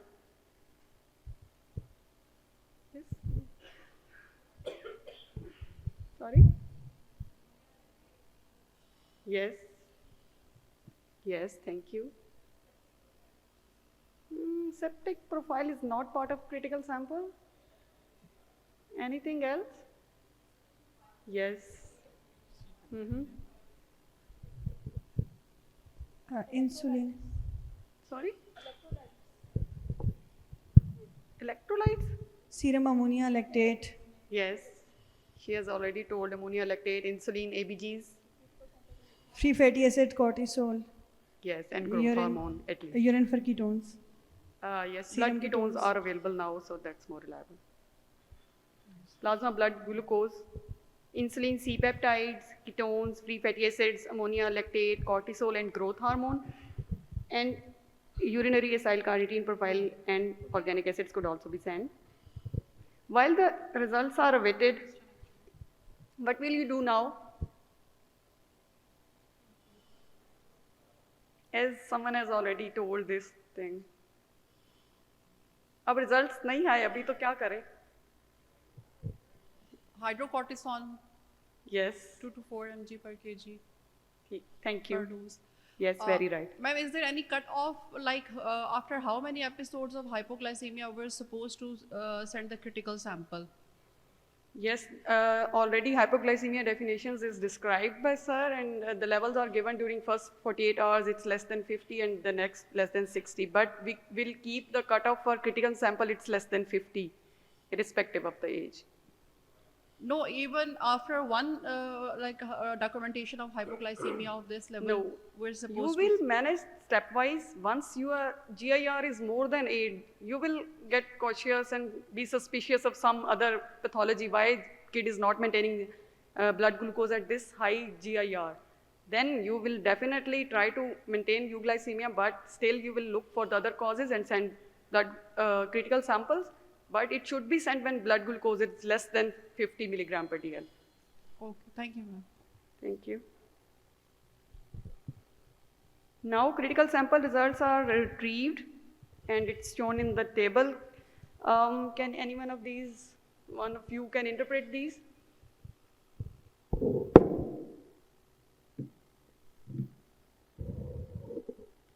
The next person, if could answer, please.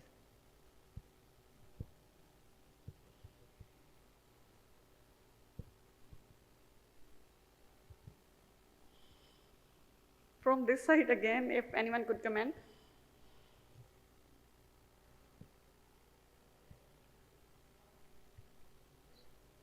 Serum ketones are low, okay, then.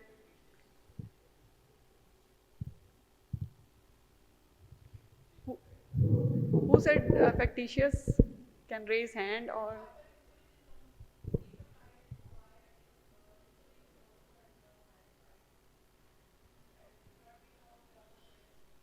Yes, at the time of hypoglycemia, blood ketones are suppressed, insulin and C-peptide are raised, and what about the others? Low free fatty acids.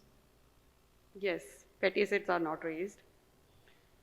So, there is suppressed ketones and free fatty acids with detectable insulin and C-peptide levels, while the rest of the ammonia, lactate, growth hormone, cortisol are normal. While normally insulin and C-peptide should be suppressed at the time of hypoglycemia, ketones and free fatty acids should be raised. And another message is कि अगर hypoglycemia के time पे insulin levels देखें और normal range में आए हैं तो इसका ये बिल्कुल मतलब नहीं है कि उसको कहा जाए भी इंसुलिन तो नॉर्मल आ गई अब ये हाइपर इंसुलिज्म तो नहीं हो सकता तो ये ज़रूर देखना है कि हाइपोग्लाइसीमिया के टाइम पे इंसुलिन को सप्रेस होना चाहिए So the diagnosis is congenital hyperinsulinism. How will you manage this child?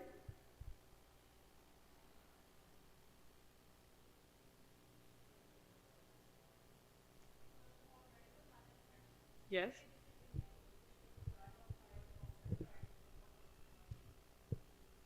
Yes. Okay. If it doesn't respond to the medical management, then surgical management. Medical management में further elaborate करेंगे कुछ? Calcium channel blockers, nifedipine.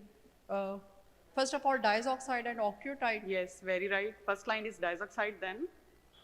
Okay. And then feeding alterations with fentomalt, yes, feed fortification and first line medications. Another question we have, do anyone of you know there are any prerequisites before starting diazoxide? Who said yes?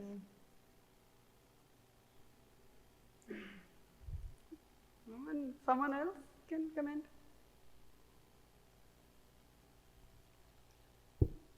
Side effects are already told. Yes, fluid retention is a side effects though. Okay. We will start diazoxide and perform baseline echocardiography and CBC. It can cause pancytopenias and pulmonary hypertension. And we must add thiazide diuretics to prevent fluid retentions. After 7 days, the baby still requires high GIR at diazoxide 15 mg per kg per day. तो आप क्या करें? डाइजॉक्साइड की maximum dose है और 1 week हो गया है, but GIR is still high. Octreotide. Okay.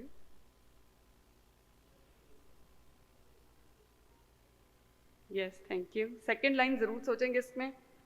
After 5 days, अगर maximum dose of diazoxide पर response नहीं करेगा, then we can say it's diazoxide unresponsive, and we'll start the second line, that's octreotide.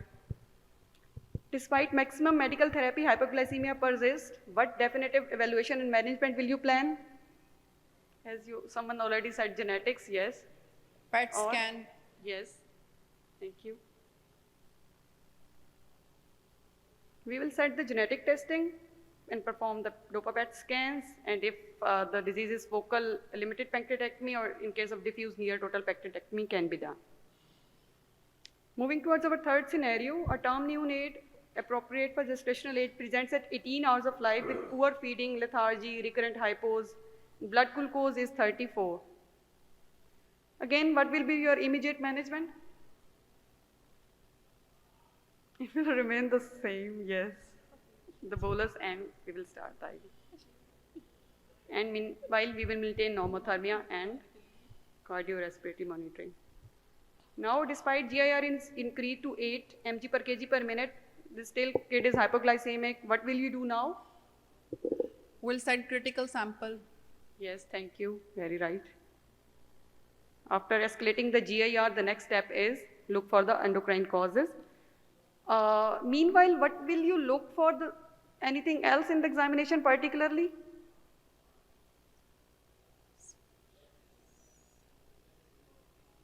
Yes. Anything else?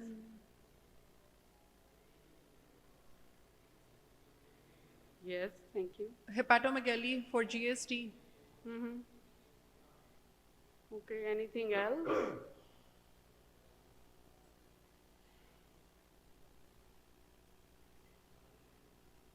Ji?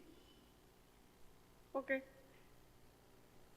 We must look for hypotension, prolonged jaundice, midline defects, microcephalus. Even at GIR 12, hypoglycemia persists. What will be your next step? As you have already sent, critical sample should be sent. If there are other suggestive findings in the examination and you are thinking of other investigations, these findings are suggestive of growth hormone deficiency or hypopituitarism. Yes. So we'll set samples for those. Okay, thank you. We will definitely send thyroid profile and serum electrolytes. Now critical sample results are retrieved. Can anyone interpret these? Some general peds person can comment it.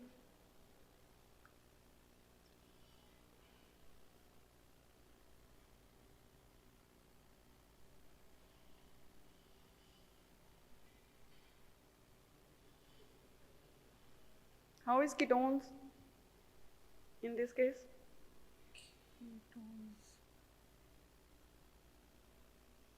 Raised हैं, कम हैं, क्या लग रहा है?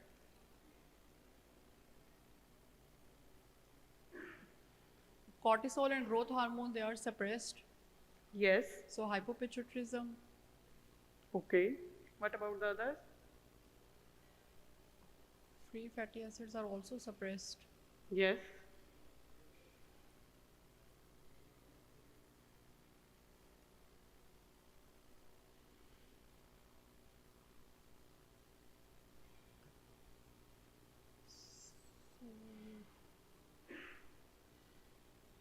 Ketones are suppressed.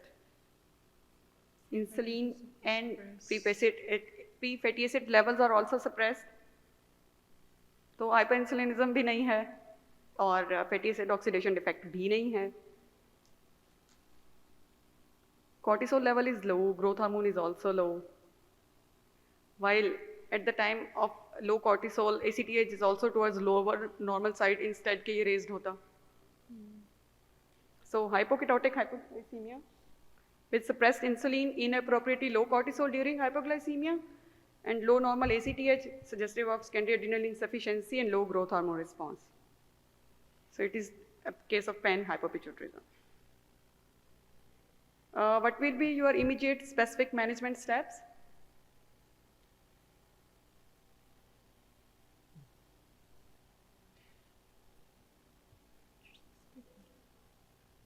We'll start Yes. we'll start hydrocortisone first and then the growth hormone therapy. Okay, thank you. Yes, we will start IV hydrocortisone. If the baby is sick, stress dose can be given, or if the kid is stable or later on can be switched to maintenance dose. Along with that, we will continue IV glucose, monitor blood glucose, blood pressures and electrolytes. After starting hydrocortisone, glucose stabilizes and GIR requirement falls. What will be your next step?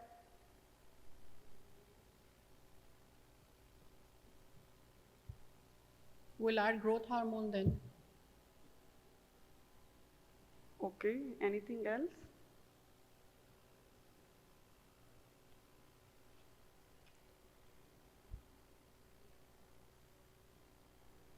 Well, We will transition to oral Oral hydrocortisone. hydrocortisone. क्योंकि अब already stabilise कर रहा है उसके ऊपर ही when stable and अगर meanwhile आपको लगता है कि hypothyroid भी है as it's a case of pan-hypopituitarism, so levothyroxine could be added and growth hormone therapies. Why levothyroxine is started after steroid replacement? Child can go into crisis if thyroid is replaced before hydrocortisone. Baby can go into crisis if thyroxine is replaced before hydrocortisone. But why? What is the mechanism behind this? But definitely you are very right in your answer. Yes. Yes, thank you. Thyroxine increases cortisol clearance and metabolic demand. So if there is also adrenal insufficiency, then the baby can develop adrenal crisis. What definitive evaluations you will perform, keeping in mind the case of pan-hypopituitarism?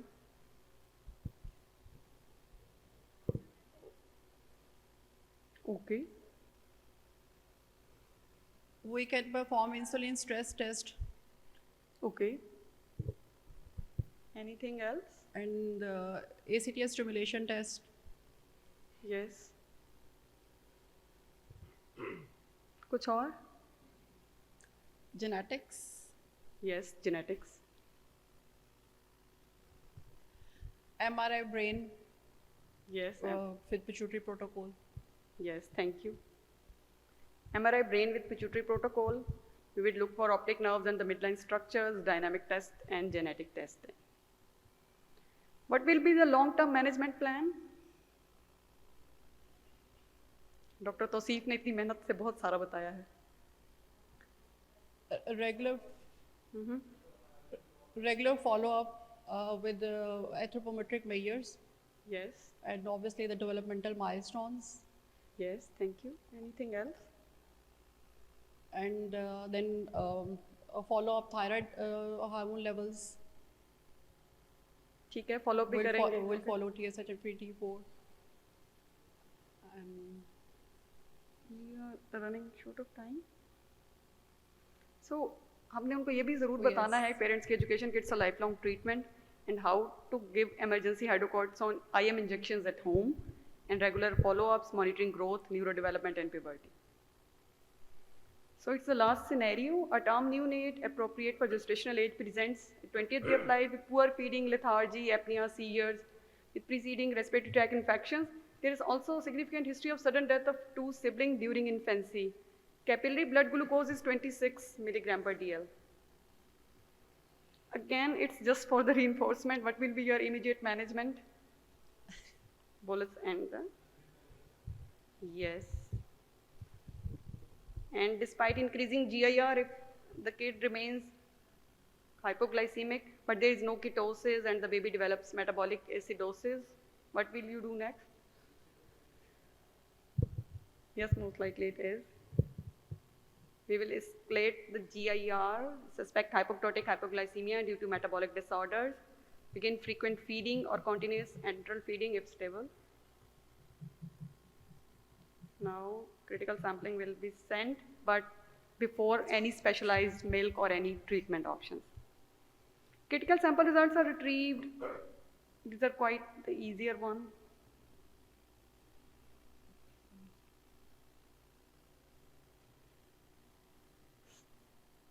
अभी already answer किसी ने बताया भी है. Free fatty acids are quite elevated, so it's Yes. free fatty acid defect. Yes, thank you. You are very right.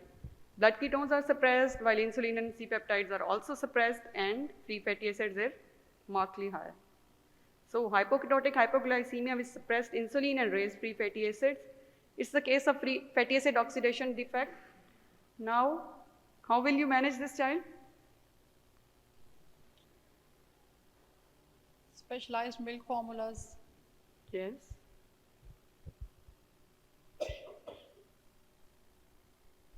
We will concern the IEM specialist team.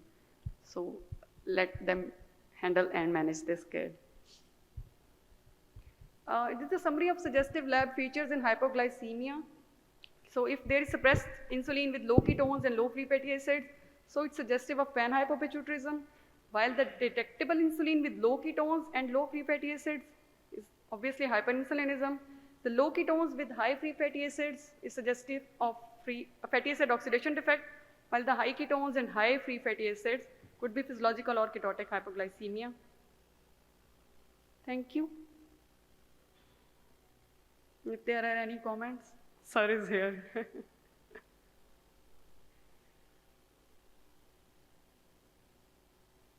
Thank you.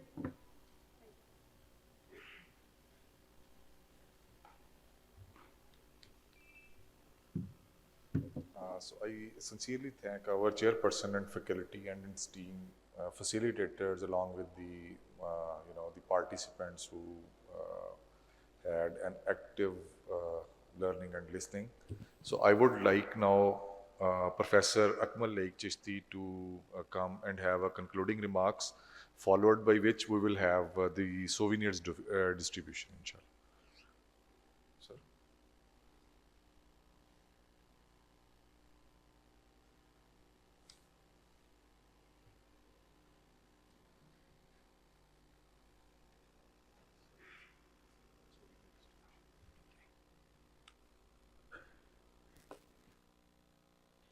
Thank you very much. In fact, it was a great experience for all of us to learn all the intricate details of this very important metabolic condition affecting the newborn babies. Almost all the speakers, they have done justice to their assigned topics.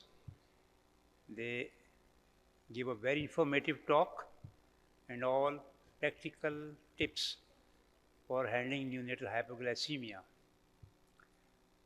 Almost all of them.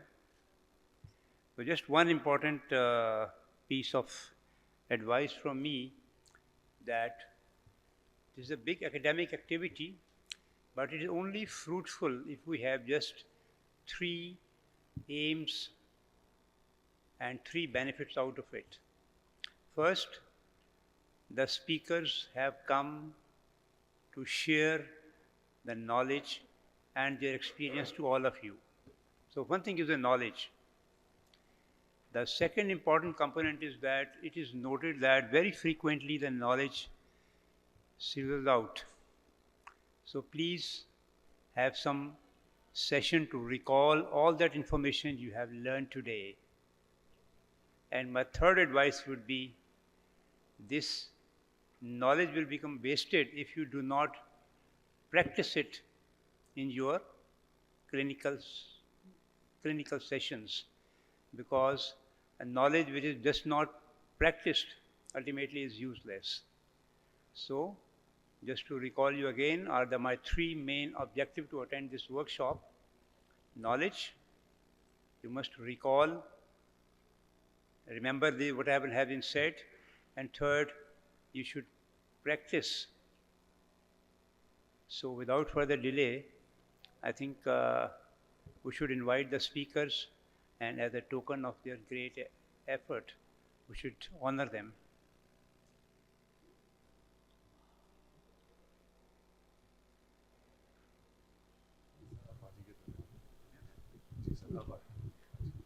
I would first invite Professor Khwaja Ahmad Irfan Waheed to take his souvenir. Dr. Aisha Siddiq.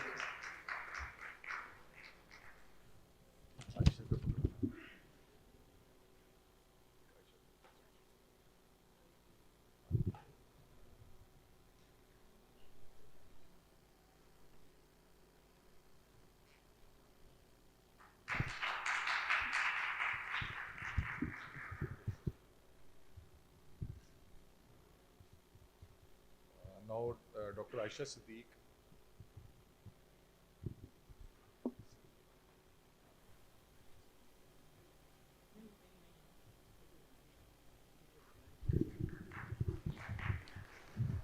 Dr. Sabika Iftikhar.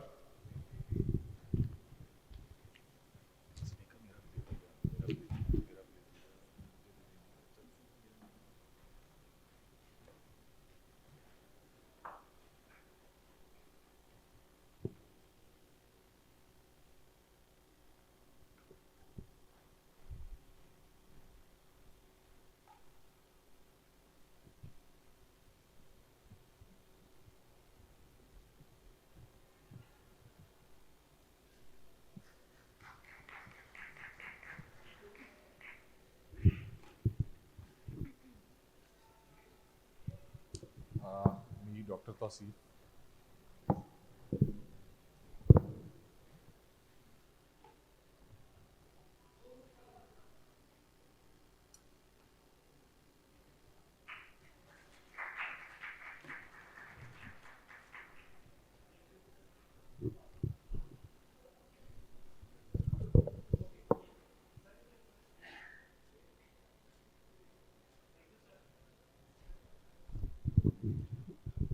Dr. Bushra Nasir.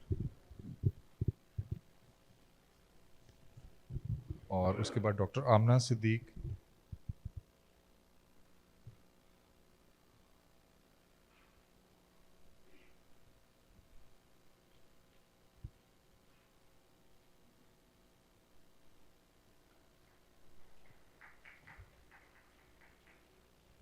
Doctor Jamal के लिए वो था एक मैंने रखा हुआ लिखा हुआ नाम लिखा हुआ. Doctor Jamal Bhatt.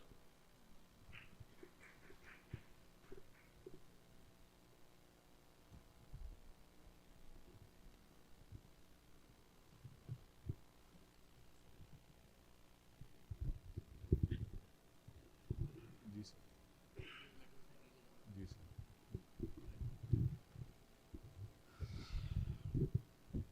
Doctor Amna Siddiq. Sister Saima.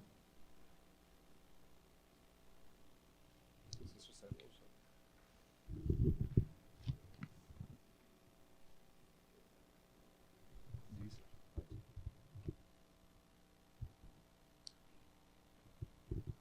Sister Saima Nuzhat.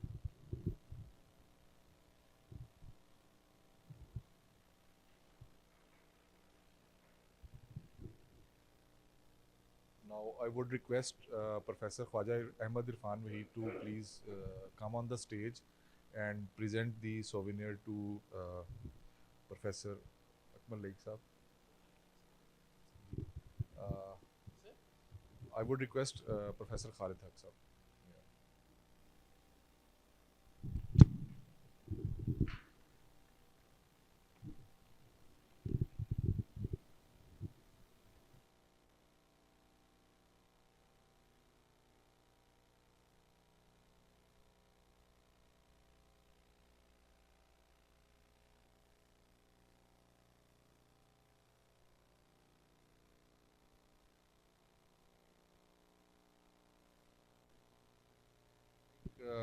All the facilitator to come so that we can have a group photo.